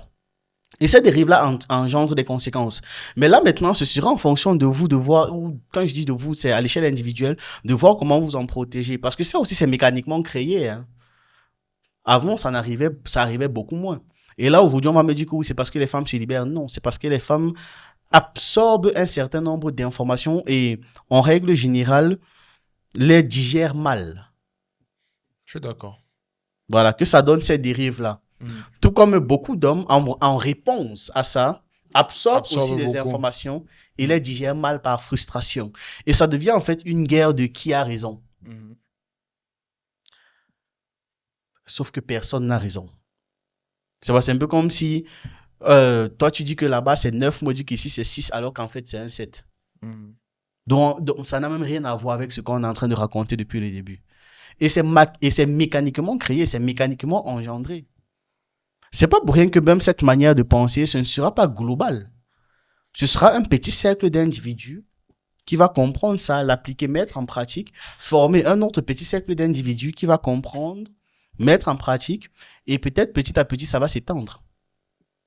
Malheureusement, les solutions qu'on apporte aux problèmes de société ne s'appliqueront pas à toute la société d'un coup, mais à un cercle restreint d'individus. C'est un peu comme les formations en entrepreneuriat que tu donnes. Tu sais très bien que l'écrasante majorité ne va pas réussir. Déjà, il y a une écrasante majorité qui ne va même pas se lancer. Dans ceux qui vont se lancer, il y a une écrasante majorité qui vont échouer. Et dans les quelques qui vont réussir, il y a des gens qui vont réussir, il y a des gens qui vont... Merde. Tu vois, c'est ça. Donc, le but, c'est simplement de se dire, OK, c'est au moins ça que je veux. Et encore, il faut être très honnête avec soi sur ce genre de questions. Parce que tout le monde, quand on parle d'entrepreneuriat, on a l'impression que tout le monde doit être chef d'entreprise. Un entrepreneur, c'est pas forcément un chef d'entreprise, c'est quelqu'un qui essaie d'innover dans son domaine. Ouais, c'est ça, entrepreneur. C'est ça, entrepreneur. Ouais. Parce que je peux être un salarié, mais un salarié entrepreneur. Vous me dites de faire des trucs, oui, je le fais. Mais si je peux optimiser, j'optimise. Effectivement, ouais. OK, je suis salarié, mais ça ne me coûte absolument rien de prendre quelques économies, de mettre de côté, de m'intéresser un peu à l'investissement, de mettre un peu d'argent là-dedans. Ouais. Tu restes un salarié et de toute façon, l'argent qui est là-bas, c'est pas toi, le trader qui travaille là-dessus. Le truc, c'est qu'aujourd'hui, on a l'impression que tout le monde doit savoir tout faire. C'est toi qui dois être à la fois le trader, le meilleur employé, le truc, avec les gens qui se lèvent à 3 heures du matin. Tu mets la tête dans la glace. Dans la glace. Non. Prenez le temps de dormir, levez-vous à 8 heures, allez travailler, rentrez le soir et puis vous dites, bon, j'ai mis un peu de réserve là, comment faire pour optimiser mes revenus en fin d'année, en fin du mois, etc. Donc, c'est ça, en fait. On n'est pas obligé d'avoir forcément une affaire de grandeur. Je veux quelque chose de grandiose. J'ai un oncle, par exemple, qui adore les maisons très simples. Genre, 3 chambres, 2 douches, un salon, une cuisine. Et quand je lui demande pourquoi, il dit que parce que quand tu vieillis, tout le monde sort de la maison. Ah, c'est aussi une autre... ouais. Alors que moi, à contrario, je veux des manoirs avec les 200 chambres. Mais pas pour les mêmes raisons que lui. Moi, je veux en fait pouvoir faire que tout le monde puisse venir vivre. C'est-à-dire, tu centralises une famille là comme ça, sur plusieurs générations. Moi, c'est ça mon kiff, tu vois. Donc, il faudrait que les gens comprennent ce que lui il est en train de faire, c'est de l'entrepreneuriat. Effectivement. Et ce que je suis en train de faire, c'est de l'entrepreneuriat. C'est juste qu'on a des visions du monde différentes et c'est pas grave. De toute façon, c'est ça un univers, un ensemble de tous les gens. Tu imagines si nous tous on pensait en tant que, je sais pas, PDG qui va travailler pour qui? C'est clair. Donc, c'est ça en fait. Ok, moi j'ai ta vision des choses. Sur la question du mariage, en tout cas, c'est une très très belle vision. En fait, ça peut ça faire demande débat beaucoup pendant longtemps. Ça demande beaucoup de courage aussi. Ça demande beaucoup de courage du côté de l'homme. En tout cas, cette vision du mariage demande à ce que les deux soient vraiment connectés à une autre sphère de... Ça aurait été intéressant, ce sujet, si on avait eu une femme avec nous. Oui. Parce que j'aurais adoré son point de vue. J'aurais adoré savoir où est-ce qu'elle va nous stopper, où est-ce qu'elle va être moi, je peux d'accord, déjà te ainsi de dire suite. que beaucoup de femmes aujourd'hui se plaignent du fait d'être bloquées dans les couples. C'est-à-dire que l'homme ne veut pas que tu Voilà, par exemple. entreprennes, que tu puisses te battre, etc. En fait, etc. il veut se positionner en protecteur. Tu vois, Oui. encore, ça revient à ce que je Oui, disais. oui, Mais sauf qu'ils le font mal. oui. Je vais prendre un cas de figure. Imagine, peu importe la manière dont vous avez fonctionné pour pouvoir faire ça, mais tu construis et tu mets au nom de ta femme, ou vous construisez, mais au nom de la dame, un bâtiment comme celui dans lequel on est. C'est à son nom. C'est elle qui gère les locations. Dans son travail, c'est de s'assurer que tout est bien, qu'il y a des concierges là où il faut, les personnes, bref, que tout se passe bien. Récupérer l'argent, gérer les retards de loyer, etc., etc. Toi, tu te focalises sur ta part de boulot. Et puis, dans la vie, un malheur arrive et puis tu décèdes. Je t'assure que ce serait beaucoup plus amortissable pour toute votre famille si quelque part quand même la femme qui reste avec les enfants a un truc comme 1 million, 2 millions, 3 millions de revenus qui entrent par mois. Parce que toi, en tant que pourvoyeur, tu n'es pas invincible. Tu n'es pas immortel. Tu es faillible comme tout le monde. Et malheureusement, ce n'est jamais ce que l'on souhaite, ce n'est jamais ce que l'on envisage, mais la mort surprend toujours. Hein. Même pas seulement la mort. Tous les accidents tous les surprennent. accidents, l'invalidité, la maladie, tout peut s'écrouler. Ouais. Une loi peut être promulguée et tout ton business chute. Bien sûr. Une guerre peut être déclenchée parce qu'un monsieur n'a pas su tenir sa langue contre un autre monsieur. Ça a déclenché une guerre et tu es le premier affecté. Oui. Mais j'ai envie d'apporter quand même une petite nuance, c'est que cette vision du mariage, vraiment, c'est une vision vraie. C'est-à-dire, entre les deux. Parce qu'il faut aussi que ce soit le genre de femme que tu peux lui donner 10 millions. Et tu reviens dans 2 ans, elle a les 10 millions. Oui, ça c'est sûr. Mais n'oublie pas que l'inverse aussi est possible. Hein. Parce qu'il y a les gars qui sont très malhonnêtes. La femme va prendre ses économies, donner que non, on va faire un truc. Oui, c'est dans les deux sens. Le gars te dit bonsoir. Donc, c'est dans les deux sens, tu vois. C'est dans les deux et c'est sens. important. C'est pour ça que je répète encore. Se connaître d'abord, avant de dire que tu cherches X. Parce que tout ça va se voir à un moment donné. C'est aussi pour ça que je déconseille souvent les gens de se marier avant d'avoir vécu ensemble. Vous vous êtes aimés. Bon, quand je dis vous êtes aimés, vous avez matché, votre esprit, ça allait, vous étiez de bonnes conversations. Vivez même ensemble pendant 1 an et demi, 2 ans. Il y en a qui se marient sans le faire. Oui, c'est très bête. C'est vraiment très bête. Hein. Oui. Il y en a qui se marient sans le faire. Vivez même 2 ans, 3 ans ensemble. Parce que à partir de là, vous aurez tous les réels défauts de chacun et toutes les réelles qualités de chacun. Avant maintenant de dire que vous vous engagez plus loin. L'avantage au moins que les hommes ont, quelque part, c'est que nous sommes à l'origine de l'engagement. La femme, là où elle a le monopole sur la relation, de dire oui là, c'est nous qui décidons si on la met à la maison ou pas. Ouais. Voilà. Donc c'est pour ça que c'est à nous d'être très sévères sur ce genre de questions. Ouais, de bien Parce que de sélectionner. toute façon, lorsque les conséquences tombent, on est les plus impactés. Effectivement. Donc on ne doit pas plaisanter sur ce genre de questions. On doit savoir exactement qui tu mets à côté Oui. de toi. Ouais. Et où est-ce que vous êtes en train d'aller, Oui, où est-ce que vous effectivement. êtes d'accord et où est-ce que vous n'êtes pas d'accord. Il y a des gens, c'est quand ils finissent de se marier qu'ils découvrent que l'un ou l'autre ne voulait pas d'enfant. Mhm. Tu Ouais, réalises. c'est incroyable. C'est- C'est Et incroyable. ça va devenir que finalement, on a eu les enfants, je me suis sacrifié pour toi. Non, tu n'étais pas sacrifié pour moi. Mais comment ça, tu t'es On avait un sacrifié? projet. C'est un peu comme effectivement, tu vois, des femmes qui accouchent et après, elles disent, je regrette. Je Je regrette. regrette Voilà. d'avoir accouché. Comment ça, tu regrettes Comment d'avoir ça, tu accouché? regrettes? Est-ce que ce n'était pas un acte pensé? Encore plus aujourd'hui où on a les moyens d'interrompre. Mhm. Donc, vraiment, c'est tout cet ensemble-là. Ouais, bah, C'est pour ça que il aurait été très pertinent qu'on ait une femme sur le plateau pour avoir son point de effectivement, vue. ouais. C'est quand même, en fait, ce que tu proposes aujourd'hui comme vision du mariage, c'est assez différent. Beaucoup d'hommes le pensent. Je pense que beaucoup d'hommes sont pour cette vision-là.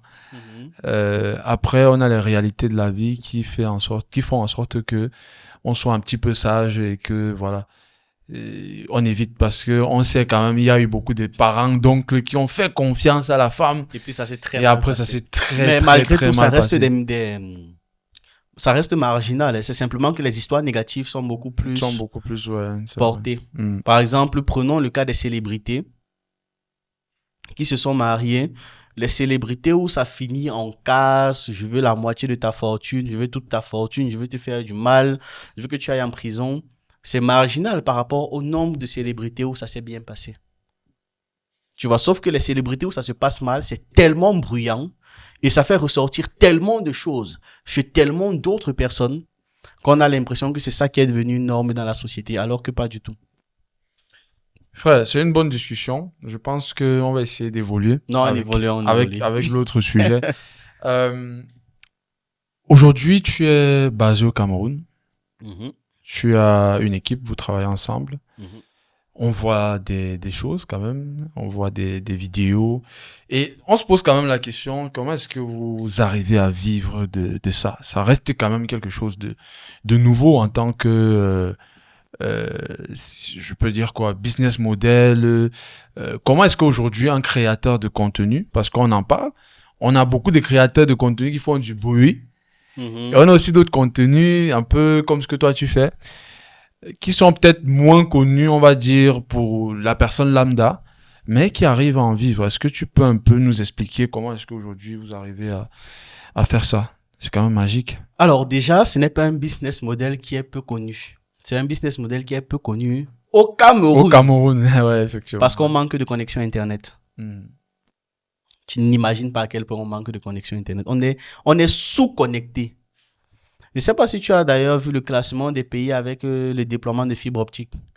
Non, j'ai pas regardé. Tu sais quel est le classement du Cameroun? 30e. Devine. Sur tous les pays du monde. Sur tous les pays du monde. 100e. On est dernier. Dernier. Waouh. Quelle honte. Je sais pas si au montage tu pourras mettre ça. Tu Non, tapes je- la recherche je- sur je- Google, tu screenshots le classement, tu On montres met ça. ça, ouais. Quand l'article est sorti, j'étais choqué, mais pourtant c'est vrai. Non, mais comment ça? Parce que tu as des pays, je veux pas, j'ai quand même des abonnés qui suivent, faut pas qu'on classe certains pays. Mais moi, je me disais quand même que le Cameroun, était pas connecté. dernier quand même. Moi aussi. Tu imagines donc ma surprise. Waouh! Et c'est ça le truc. Hmm. Quand on discutait, pour rappeler le contexte aux abonnés, on disait qu'il y avait eu 4 phases où Internet a rapporté un max d'argent à un maximum de créateurs. C'était l'année 2011, il y a une génération 2011, une Effectivement. génération 2013, une génération 2017 et une génération 2020. 2020, ouais. La raison pour laquelle le Cameroun n'est dans aucune de ces générations-là, c'est parce qu'on n'a pas de connexion Internet. Et je te le disais, je loupe le coach de 2020 parce que entre le moment où je vais traiter un sujet et le moment où la vidéo arrive en ligne, il y a 4 ou 5 jours qui sont passés. Entre le moment où j'essaie de comprendre qu'est-ce qui est en train de se passer dans le monde et le moment où j'essaie d'en parler, l'information est déjà obsolète. Entre le moment où je me dis, tiens, il faut bien que je teste un truc, comme Kabilam, Mhm. et le moment où je le fais, il y a 800 personnes qui ont déjà repris le concept. C'est compliqué. C'est extrêmement dur. Donc, ce n'est pas un business model peu connu. C'est juste un business model qu'on n'y a pas accès parce qu'on n'a pas de connexion Internet, c'est tout. Mais ça existe. C'est un peu comme si tu me dis le business model, je sais pas, de la construction des routes ou comment rentabiliser une autoroute est peu connu. Non. Non, mais quand je dis aussi peu connu, tu sais, à un moment donné, YouTube, quand même, avec le Cameroun, il y avait pas mal De de limitation. limitations en termes Oui, de maintenant, monétisation. comment est-ce qu'on de- rentabilise? C'est via la monétisation YouTube. C'est littéralement YouTube qui paye en fonction des vues que l'on fait. Et puis, j'ai d'autres activités en annexe que je suis en train justement de bâtir autour de la notoriété. Globalement, c'est ça. Et YouTube, oui, c'est vrai, on dit souvent YouTube est datavore, YouTube est ceci. On peut trouver plein, mille et un défauts à YouTube. Mais s'il y a un truc que je dis toujours au sujet de YouTube, c'est que YouTube paye. C'est-à-dire que si tu as la bonne audience au bon endroit, YouTube paye. Non, c'est clair, c'est clair, Tu vois? c'est clair. Beaucoup de créateurs camerounais ou camerounais en Afrique, plus globalement, dans nos zones-ci, même quand ils ont une forte audience sur YouTube, ce n'est pas rentable parce qu'ils sont très peu de vues sont monétisées. Et on le sait. Combien de personnes au Cameroun regardent une vidéo et une pub s'affiche pendant qu'ils regardent la vidéo? D'ailleurs, c'est comme ça qu'on sait que ton serveur est au Cameroun. Quand tu vas sur YouTube et puis il n'y a aucune pub nulle part, c'est-à-dire que tu consommes ta vidéo pleinement, mais ce ne sera pas rentable, bien évidemment. Mais si tu as touché le bon public au bon endroit, dans des pays, par exemple, comme au Nigeria, au Sénégal, en Côte d'Ivoire, tu peux générer des revenus plutôt intéressants. Maintenant, est-ce que tu vas faire des activités en annexe? Ça dépendra de chacun en réalité. Je te parlais des limitations au niveau du Cameroun sur YouTube. Comment est-ce que vous avez pu contourner ça aujourd'hui jusqu'à ce que vous arrivez à une monétisation? Il n'y a plus de limitation Il sur n'y a YouTube plus au de Cameroun, limitation, plus ok. aucune. Tu peux, déjà pour créer ta chaîne YouTube, tu as besoin de mettre ton réel numéro de téléphone et ta réelle géolocalisation. Ensuite, pour les comptes AdSense, oui, il fallait passer par la France ou d'autres pays validés. Aujourd'hui, tu envoies ton compte AdSense, peu importe où tu es dans le monde, tant que tu possèdes un code postal. D'ailleurs, tu n'es même pas obligé de posséder un code postal. Le code postal de ton pays, par exemple, si tu mets la plus 237, ils vont envoyer à la poste centrale. Et la poste centrale va t'appeler. Directement. Oui. Ok. Et tu vas venir récupérer un échange de 2000 francs. Je suppose que ça dépend des trucs. Mais à Yaoundé, en tout cas, c'est 2000 francs pour un colis aussi léger.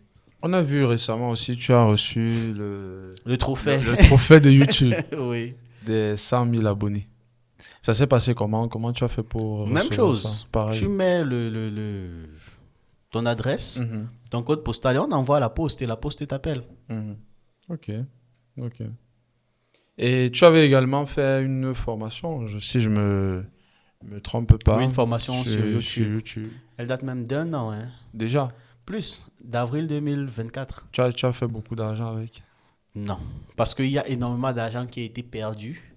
Et bon, à l'échelle forcément du salaire moyen ou des revenus moyens d'un Camerounais, c'était beaucoup d'argent.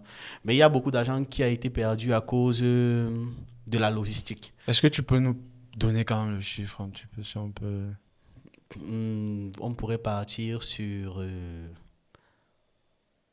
3 millions et demi. Avec une formation Oui, et mal vendue d'ailleurs. mal vendue. Ouais, Parce qu'elle était très sous-optimisée et il y avait trop d'étapes. je t'ai même proposé une optimisation. à un Oui, moment donné. justement.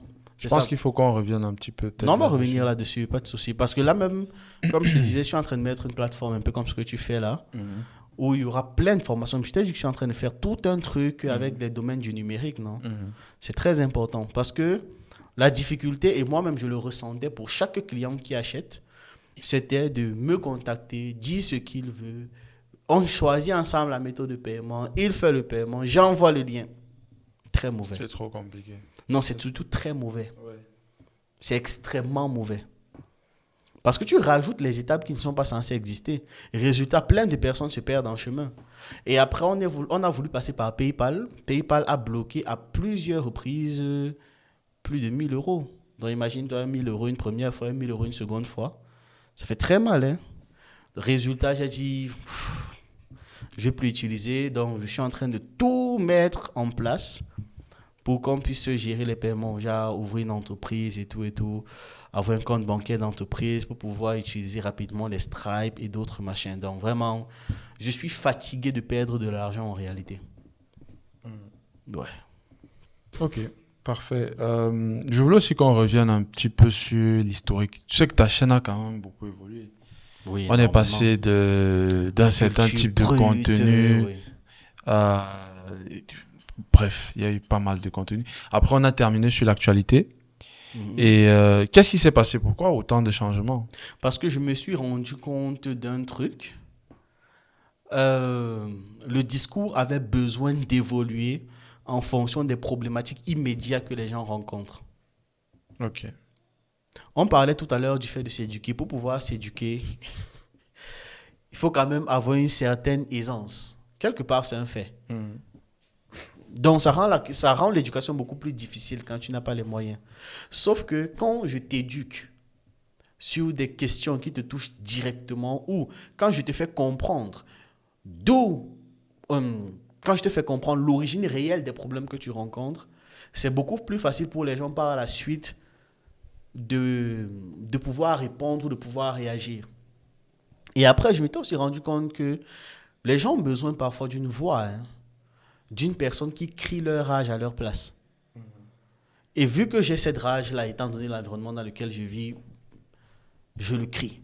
Et ça m'est donc venu tout naturellement de me dire, OK, on va faire évoluer petit à petit le contenu. Et on pourra toujours continuer d'évoluer. Littéralement, c'est ça la vie. Tu vis tant que tu évolues. Ce qui arrête d'évoluer commence à mourir.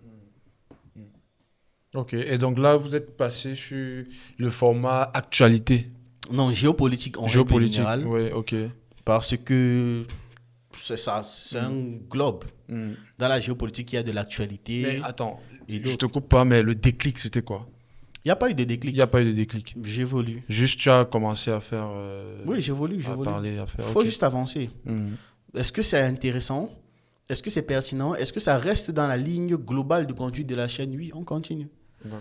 Là où vous devez être choqué ou surpris, je sais pas, je sais même pas quel sujet je pourrais aborder qui pourrait être particulièrement surprenant, hein. Parce que je fais toujours en sorte de trouver un moyen de relier n'importe quel sujet au cœur de la chaîne.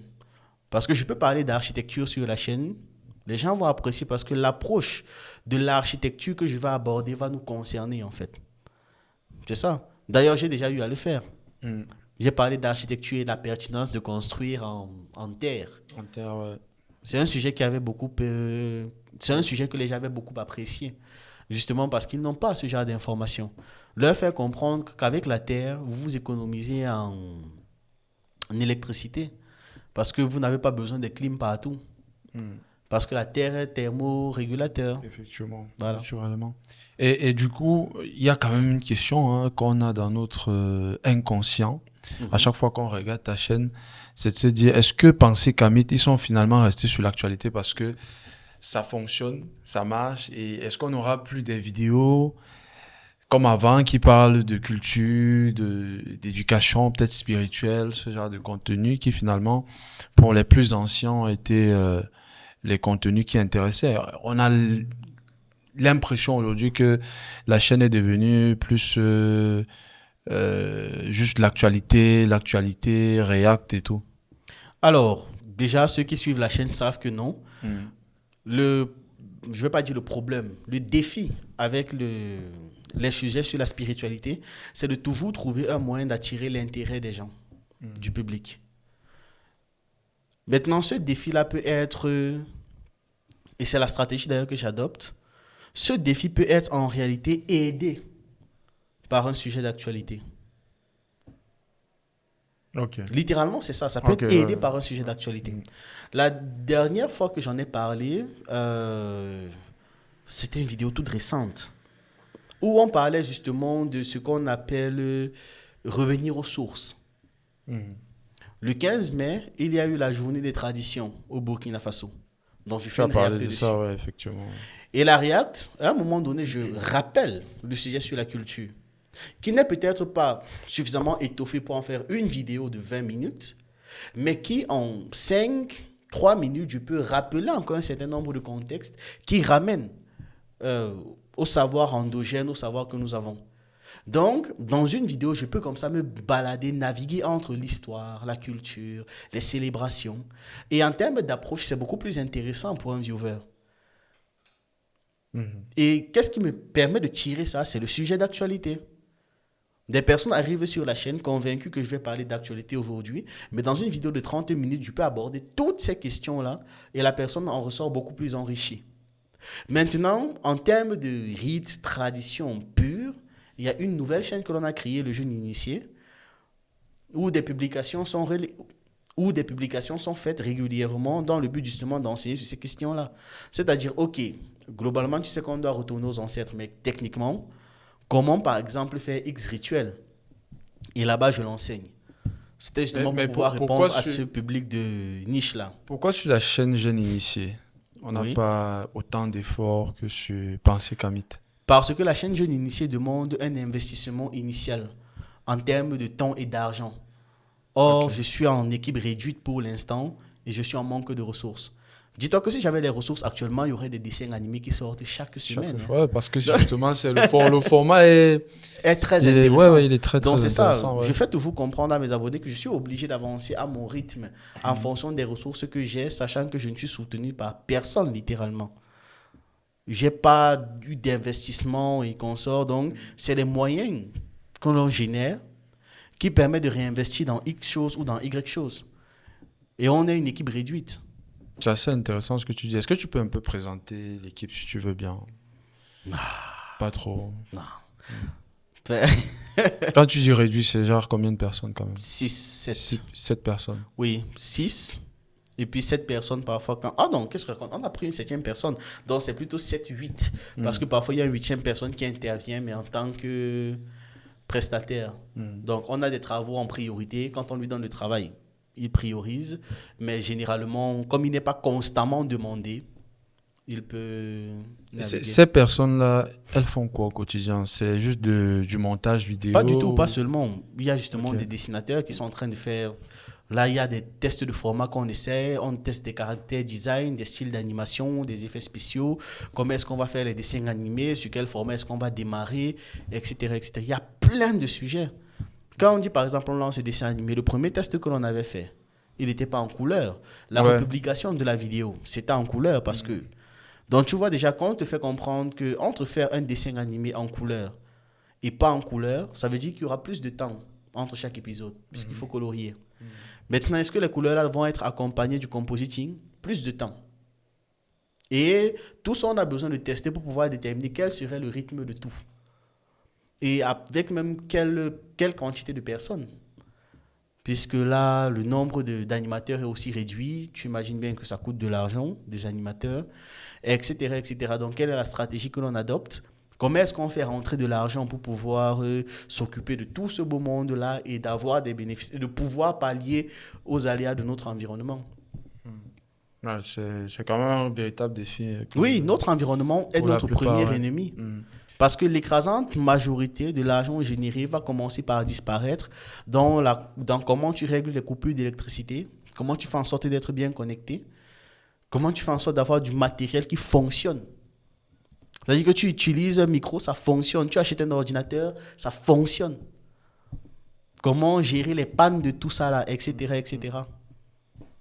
Nous tous, on est obligés d'avoir des régulateurs de tension, des onduleurs. Et ça coûte de l'argent. Parce que si tu n'as pas ça, tu vas regretter. Tu vas dire que, ouais, vraiment, autant que j'achetais ça que de dépenser encore 600 000 pour un nouvel ordinateur. Effectivement. Oui. Et donc, du coup, tu as parlé de l'équipe. Tu as parlé de charge. Et c'est très bien parce que ça me permet aussi de passer directement à une question qui peut être intéressante. Celle de savoir, on ne va pas te demander, bien sûr, de me donner des chiffres réels. Mais une chaîne comme la tienne, qui est une chaîne qui est positionnée justement sur la géopolitique, un public assez africain, etc., qui fait à peu près 100 000 abonnés, on voit la constance, on voit qu'il y a une discipline, les trucs sont postés, les vidéos, un nombre de vidéos par jour, etc. Avec une chaîne de 100 000 abonnés, en Afrique, comme ça, on peut gagner à peu près combien chaque mois de YouTube seulement? On peut gagner 1 million, 3 millions 4. Seulement la rémunération YouTube? Seulement AdSense. Uniquement AdSense. Ok. Et autour de la chaîne, est-ce qu'il y a d'autres choses que vous essayez de développer? Je sais pas. Les formations. Ok. Uniquement? Dans un début, oui. Parce que On a structuré comment? On a des projets sur lesquels on travaille. Mais on se rend compte que le premier défi, c'est la main-d'œuvre. Les gens sont sous-formés. Les gens sont sous-formés. C'est un vrai problème, hein, ce que tu dis là. Tu joues. Bien sûr, bien sûr. Donc, la formation d'abord. Après la formation, on a un ensemble de projets, c'est littéralement un tableau de projets que l'on va lancer au fur et à mesure en fonction des ressources que ça demande. Ok. Donc, littéralement, je suis dans cette phase-là. De consolider déjà l'équipe, parce qu'avant, on était plus nombreux. Il y a une phase où on était beaucoup plus réduit. Et puis, j'ajuste en fonction du besoin. Étant donné que dans l'équipe, voilà, tout le monde n'est pas uniquement concentré sur mes projets. Dans l'équipe, il y a des gars qui travaillent à temps plein, mais je leur permets en fait de pouvoir s'épanouir sur d'autres trucs. C'est-à-dire, quelqu'un il peut aussi dire, ouais, je veux ma propre chaîne. Pour moi, c'est magnifique. Hein. D'ailleurs, puisqu'il y a plusieurs chaînes qui sont exactement, dans voilà. l'écosystème. Tu as pu remarquer ça. Ouais. Et pour moi, c'est magnifique. Je suis en mode, mais c'est génial. Je finance, vous faites et puis on avance, tu vois. Effectivement, ouais. Parce que je suis dans cet esprit-là de... Pour pouvoir réellement fédérer, il faudrait que tu puisses répondre aussi aux rêves déjà avec qui tu travailles. Oui. Il fut un moment où tu parlais de changer le nom de la chaîne YouTube. Oui. Pensée Kamit.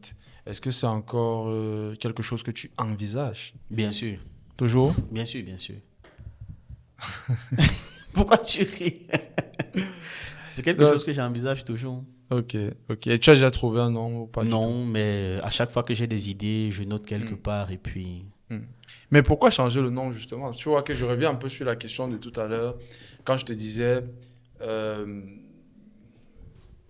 les contenus du début, c'est aussi ça qui a fait en sorte que la chaîne s'appelle Pensée Kamit. Oui, mais les contenus évoluent. Et je n'ai aucun problème avec le changement ou l'évolution des choses. Hein. Tant que ça reste dans la ligne directrice de ce que je suis, il faut faire ce qu'il faut pour optimiser au mieux. C'est important pour tout le monde. C'est-à-dire, si tu te rends compte que ce qui dérange vraiment la croissance de ton entreprise, c'est son nom, change-le. C'est pas très grave. Le plus important, c'est la personne qui aura raison. Et celui qui a raison, c'est celui qui a gagné à la fin. Donc, tu penses que Pensée Kamit dérange la progression actuelle de la chaîne? Ça peut déranger, bien sûr. Parce qu'il y a des personnes qui veulent absolument montrer une désolidarisation clairement affirmée parce qu'on a mis Kamit. envers la pensée Kamit en règle générale. Ouais. Et donc, malgré le fait que j'ai des choses pertinentes à dire, qui n'aura rien à voir même avec sa religion ou autre, peut se sentir freiné ou frustré. Ce que je peux aussi comprendre. Parce qu'il serait difficile pour moi de m'abonner à une chaîne qui s'appelle Pensée chrétienne. Ou Pensée musulmane, tu vois. Est-ce que tu ne deviens pas un peu plutôt capitaliste? J'ai toujours été capitaliste. Depuis le jour où je me suis rendu compte que je suis dans un monde capitaliste, je l'ai été. Parce que pour pouvoir faire quoi que ce soit, d'ailleurs, même pour financer la libération de l'Afrique, il faut de l'argent. Un des plus gros défis que l'on a, c'est qu'on n'a pas d'argent. Pour faire la moindre organisation, on est toujours là, cotisant. C'est pas pertinent. On a besoin de ressources. Et le monde, il est capitaliste. Tu fais comment? Tu le nies, tu le rejettes, tu le refuses. Tu refuses de gagner de l'argent. Tu fais comment? Donc, autant mieux, pas que tu joues le jeu, autant mieux tu y vas à fond. Tu fais ce qu'il faut faire pour pouvoir financer les différentes luttes de libération. Parce que, point important aussi, ça ne sert à rien de parler de culture et tout ça aux gens quand ils ont faim. Hein. C'est clair. Puisqu'ils vont venir te poser la question, est-ce que ton truc là va même me faire manger? Je gagne quoi dedans? Tu vois, les questions qu'on se posait depuis le début, ça vient de là. J'ai faim. Toi, tu arrives, tu me parles de... J'ai faim. C'est ça mon problème là-bas, c'est que j'ai faim. Donc, répondre aux problèmes de base des individus les aide eux-mêmes à prendre conscience d'un certain nombre de choses. Donc, j'ai toujours été capitaliste, depuis l'instant du moins. Bon, pas capitaliste dans le sens brut du terme, parce que je déteste profondément le capitalisme. Mais j'ai compris qu'il fallait gagner de l'argent. Mais c'est ça que j'essaie de poser comme question aussi. Est-ce que le fait de savoir qu'il faut que tu gagnes de l'argent, ça c'est une réalité, certes. Il le faut même d'ailleurs. Oui. Est-ce que ça ne fait pas à ce que tu mettes peut-être ce combat-là de côté? quelque part, tu es obligé aussi de le mettre de côté, hein, mais pas dans tous les aspects. C'est-à-dire, ceux que je peux fédérer autour de la spiritualité africaine, je les fédère.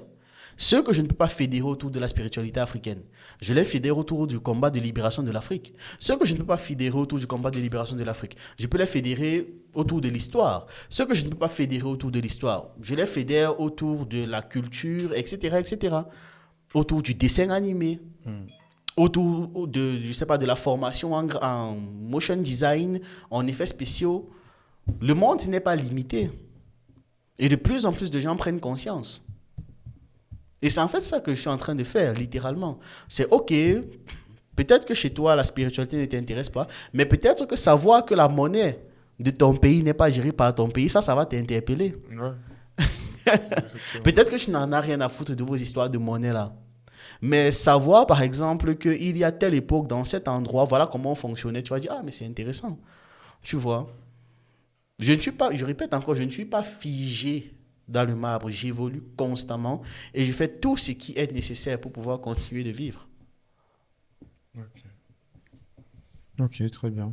Et donc, du coup, aujourd'hui, par rapport à toutes les activités que vous faites en moyenne, on remarque quand même quelque chose, c'est la constance. Je le disais tout à l'heure et tout. Est-ce que tu peux un peu donner quelques tips, tu vois, quelques astuces pour pouvoir être justement constant? Comment ça se passe une journée en fait de production de contenu Tu trouves que je suis constant? chez toi?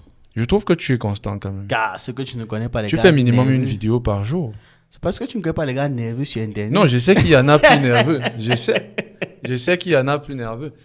Mais tu sais déjà faire une vidéo. En plus, une vidéo qui est quand même de qualité. Oui, oui, bien sûr. Parce que c'est pas de faire une vidéo pour faire une vidéo. C'est de faire une vidéo, avoir toujours une analyse pertinente. Et c'est pour ça que les gens reviennent pour voir et arrivent à regarder jusqu'à la fin. C'est mon plus gros C'est défi beaucoup là-bas. de Comment travail. dire quelque Ouais. chose de pertinent, De pertinent. ici? Oui. Qu'est-ce que je vais dire ici que les gens m'ont dit? Je ne le savais pas. Bon, j'ai pas eu un rituel type ou une journée type. Généralement, je me réveille le matin, j'ai pas d'inspiration et je ne sais pas ce que je vais traiter la journée. Je m'assois devant l'ordinateur et puis mon rituel, c'est d'abord de commencer quelque part. Quand je suis devant l'ordinateur, je fouille des sujets. Qu'est-ce qui s'est passé la veille? Qu'est-ce qui s'est passé 2 jours avant, 1 jour avant, actuellement, aujourd'hui? Quels sont les événements majeurs de X, Y, Z? Je fais une sorte de tri. Et puis quand je finis enfin par tomber sur le sujet ou par trouver un sujet intéressant, je me demande juste quelle approche est-ce que je vais avoir avec. Voilà. Et puis je commence à le traiter. Maintenant, je peux terminer la vidéo, ça va dépendre de l'heure. Envoyer au monteur qui va s'en charger ou monter moi-même. Beaucoup de vidéos d'ailleurs, c'est moi qui les monte moi-même, ça j'ai fini de tourner. Je monte directement, je fais la miniature, je mets en ligne. Dès que je finis ça, je vais sur une autre tâche, etc., etc. Donc globalement, c'est ça. Simplement de me dire que il faut que je travaille. C'est pas au niveau où tu... Comment l'exprimer? Où tu te motives. Non, ça devient vraiment une règle que tu veux t'appliquer. C'est-à-dire, tu n'as pas besoin de te motiver pour te brosser les dents le matin. Tu veux le faire. Tu dois le faire. Tu vas le faire. C'est pour ton hygiène personnelle. Très intéressant. Ouais. Tu vois. Donc, c'est la même chose de ce côté-là. Je dois le faire. Je dois le faire. Fais-le, fais-le. C'est tout. Okay. Mais tu vois que les aléas de notre environnement fait que parfois, tu es très engagé. Comme aujourd'hui, on a coupé l'électricité toute la journée. Donc, tu vois, toute une journée, tu es là, merde, j'aurais.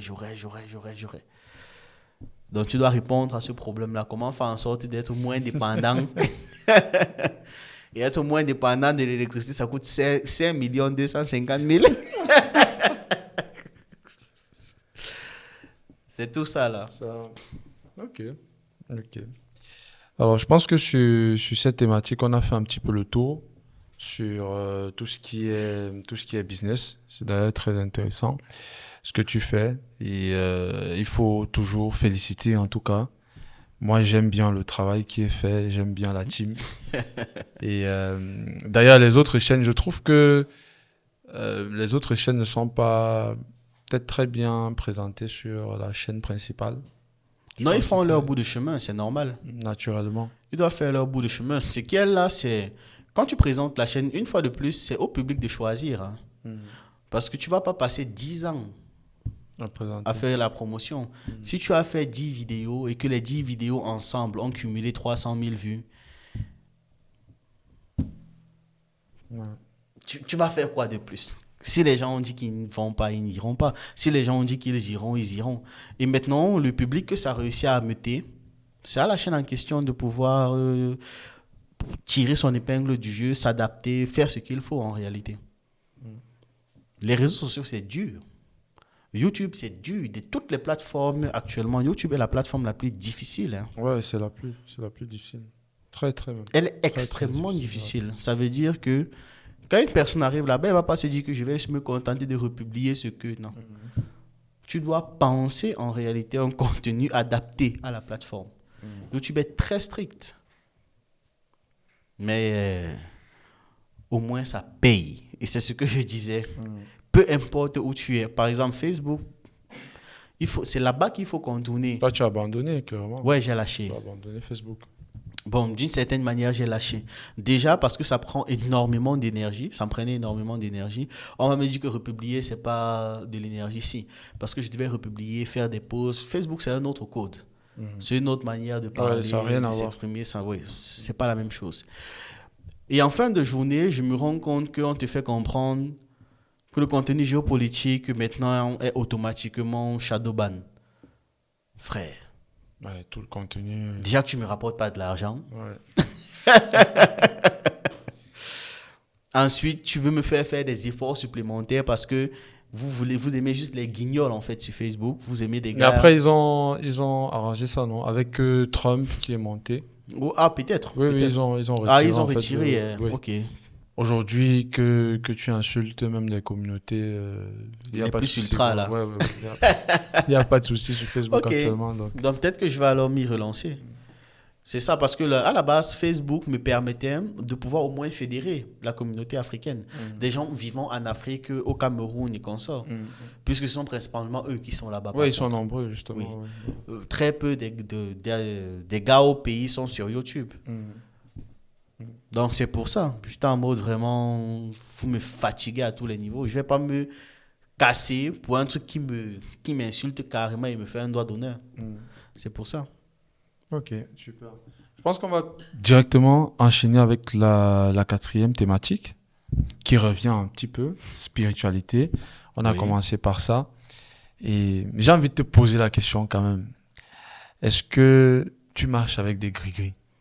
Je te repose la question. Je marche avec mes ancêtres. Constamment. Constamment. Je suis eux. Je suis un ensemble d'eux. Et je me rapproche un maximum d'eux. Hein. J'ai des rituels que je fais régulièrement pour pouvoir remercier. Généralement, je ne demande même pas, je remercie. À chaque fois que je les remercie, je remercie les ancêtres de l'endroit où je vis aussi. On a tendance à oublier, mais si c'était le village de quelqu'un, là c'était la maison de quelqu'un. Effectivement. Il a forcément été enterré ici.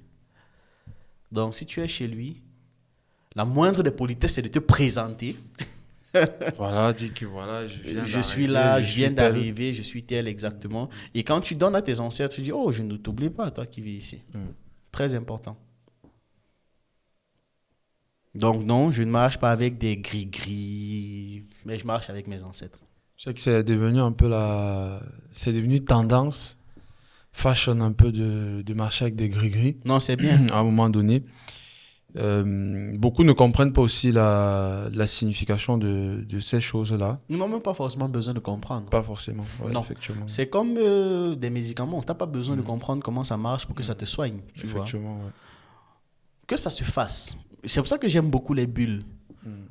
Un peu comme les bulles spéculatives. En termes d'image mentale, c'est ça. Tout le monde va venir entrer. Puis quand ça va éclater, c'est juste les gars bons là qui vont rester là-dedans. C'est comme ça que les bulles fonctionnent, non? Donc, si c'est devenu une tendance de marcher avec. De toute façon, on profite d'une visibilité qui n'a jamais été vu avant. Donc, marcher avec. Et moi, quand je vois, par exemple, les habits africains, je les trouve classe à souhait. C'est beau.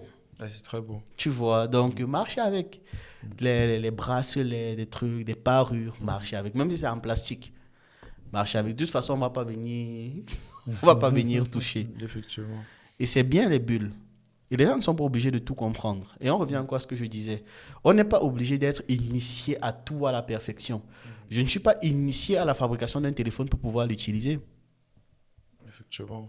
Tu n'as même pas besoin de comprendre. Je n'ai même pas besoin de comprendre d'ailleurs. Mais tant que je l'utilise et que ça fait ce que c'est censé faire, c'est bon. Tout à l'heure, tu parlais de rituels. Oui. On est quand même avec un cadre de jeunes riches. On va toujours revenir là-dessus. Oui.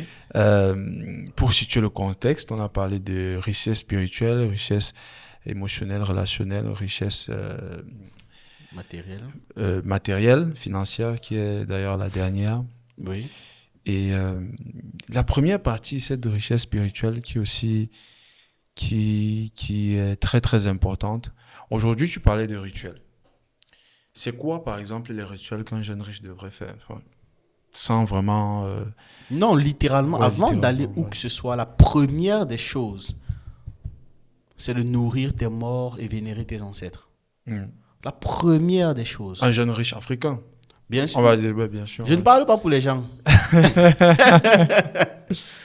Les gens Ouais. ont suffisamment de publicité pour eux-mêmes. Mhm. Je parle pour nous. Mhm. La première des choses, c'est tes morts. Ils sont où? Ils font quoi? Qui les aide? Comment est-ce qu'ils sont aidés? C'est-à-dire, avant de commencer à dire que tu vas vivre dans l'opulence, les gens qui sont partis, tu les mets où? Ton environnement immédiat, tu les mets où? Est-ce que tu es en paix avec toi-même? Est-ce que tu es en tranquillité avec toi-même? C'est là-bas que ça commence en réalité. Parce que beaucoup de personnes s'attendent qu'on va venir, on va tracer des cercles exotériques, on va faire des trucs. Il y a Manguila qui va surgir. Non. On parle de richesse spirituelle. La spiritualité, c'est d'abord l'individu et la compréhension que l'individu a de son environnement. L'harmonie. L'harmonie. Est-ce que quand tu entres chez toi et que tu regardes la décoration de ta maison, tu dis « j'aime bien ». Est-ce que tu te sens tranquille? Est-ce que tu te sens à l'aise chez toi? Sinon, c'est qu'il y a un problème. Voilà, c'est tout ça en fait qui entre à l'intérieur. Quand on parle de richesse spirituelle, on doit vraiment comprendre que c'est notre esprit, c'est nous. Est-ce que quand tu regardes la photo d'un mort, toi, tout ce qui te passe à la tête, c'est pleurer, regretter? Non. C'est voilà, je peux te faire ça. Si de ton côté aussi, tu peux m'aider, vraiment, je suis preneur. Actuellement, même, je traverse X, Y difficultés. Tu sais, je suis en train de prévoir un contenu qui peut-être va être intéressant et tu auras peut-être l'occasion de voir ça. Je compte me rendre dans des pays comme le Bénin pour rencontrer, tu vois, des marabouts qui promettent de t'enrichir, etc. Tu vois, c'est devenu à un moment donné, comme je te disais, c'était très tendance. Même les porte-monnaies Les magiques. porte-monnaies magiques et Oui. tout ça. Et multiplication d'argent. Et c'est quelque chose qui me fascine un peu. Parce que je me dis, comment quelqu'un va te demander 10 000 et te donner 20 millions? Tu vois. L'argent là sort d'où? Et ça sort d'où, effectivement? Est-ce que les imprimantes Voilà. mystiques? Donc il faut vraiment qu'on soit terre à terre. Et c'est un contenu que j'ai vraiment envie de réaliser. Je rencontre en fait ce type de personnes. Et tu essaies de dire clairement comment ça marche. Oui, et j'essaye même de filmer en fait leur décor et tout. Par contre, moi plutôt ça me révèle ce que j'expliquais tout à l'heure. Les Ouais. gens ne sont intéressés par leur spiritualité que quand ils ont des problèmes ou quand ils veulent des intérêts. Effectivement, ouais. Tu vois, quand on te dit multiplication d'argent, là tu ne vas pas dire oh sorcellerie. D'ailleurs, tu as vu tout Effectivement. l'engouement derrière. Oui, oui, oui, oui, oui. Indépendamment des religions des gens. Mhm. Chrétiens, musulmans, bouddhistes, Mhm. shintoïstes, tout était là. Non, Non, on va multiplier on va l'argent. multiplier l'argent, je veux Ouais. ma part. Mhm. Mais de l'autre, on va leur dire, venez sans arrière-pensée. Essayons de comprendre. Essayons de comprendre. Mhm. Là, ils vont te dire, comprendre quoi, Dijon. Comprendre quoi, je pars où? Je pars où vous marchez avec les fétiches. Dès Que que tu fais, tu il y a pars. l'argent, il y a l'argent. Ou alors, on va te guérir, on va me guérir. Parce que ça devient quelque part simplement le dernier recours. Lorsque pour tous les autres n'ont pas marché, c'est là que tu penses à ta maison. Donc imagine que tu es en danger. Le premier endroit où tu veux partir pour être en sécurité, c'est où? C'est à la maison. Mais les gens partent chez les voisins, chez l'autre voisin, chez le père de tel. Quand on l'a chassé de partout, c'est là où il dit que bon, Rentrons à la maison. il ne me reste que la maison. Et c'est ça donc qu'il faut Effectivement, éviter en réalité. Mhm. La maison doit être le premier endroit auquel vous pensez. D'ailleurs, il n'y a qu'à la maison que tu peux trouver les réponses à tes problèmes. C'est tout. Maintenant, il y a des autres qui vont venir dire oui, mais X n'a pas eu besoin de la maison. Est-ce que X, c'est toi? Voilà, Est-ce que Y, c'est toi? c'est ça. Qui te dit même que X n'a pas utilisé la maison? C'est peut-être que lui, il a régné la maison, mais la maison l'a quand même aidé. Mhm. Parce qu'il y a beaucoup de gens ici d'ailleurs qui disent que je réunis ma famille, mais Ouais, quand il a un problème, ouais. Mhm. c'est la famille qui l'aide sans même qu'il ne sache. Mais il sera là, non, Il j'ai se réussi croit à... tout fort. Oui, j'ai réussi à m'en sortir sans ma famille. Alors que c'est tonton tel qui a appelé que non, laisse, c'est mon petit. Il est un peu têtu, laissons-lui quelques années. C'est ça le truc. Beaucoup de personnes se sentent invincibles justement sur ce genre d'argument. Or, ça ne veut rien dire. Absolument rien dire. Donc voilà, vraiment la spiritualité, c'est la base. C'est la base. Ok, parfait. En tout cas, Riquel, merci beaucoup. On a passé plus de temps à parler des femmes Des femmes que qu'à parler de tous les autres sujets, sache-le. Vous connaissez où va les intérêts de ce monsieur? En tout cas, je pense qu'on aura le temps. On est aussi très fatigué. C'est... En même temps, c'est on vrai est, qu'il on est quelle très heure? fatigué. Je pense qu'il est 1h06. voilà, 1h06 Ouf. déjà. Donc, on est assez fatigué. Je pense que... Moi, par contre, j'ai des questions. Ah ouais? Pour moi, Oui. Ok. le timing est juste. Polygamie ou monogamie? Polygamie. Ok.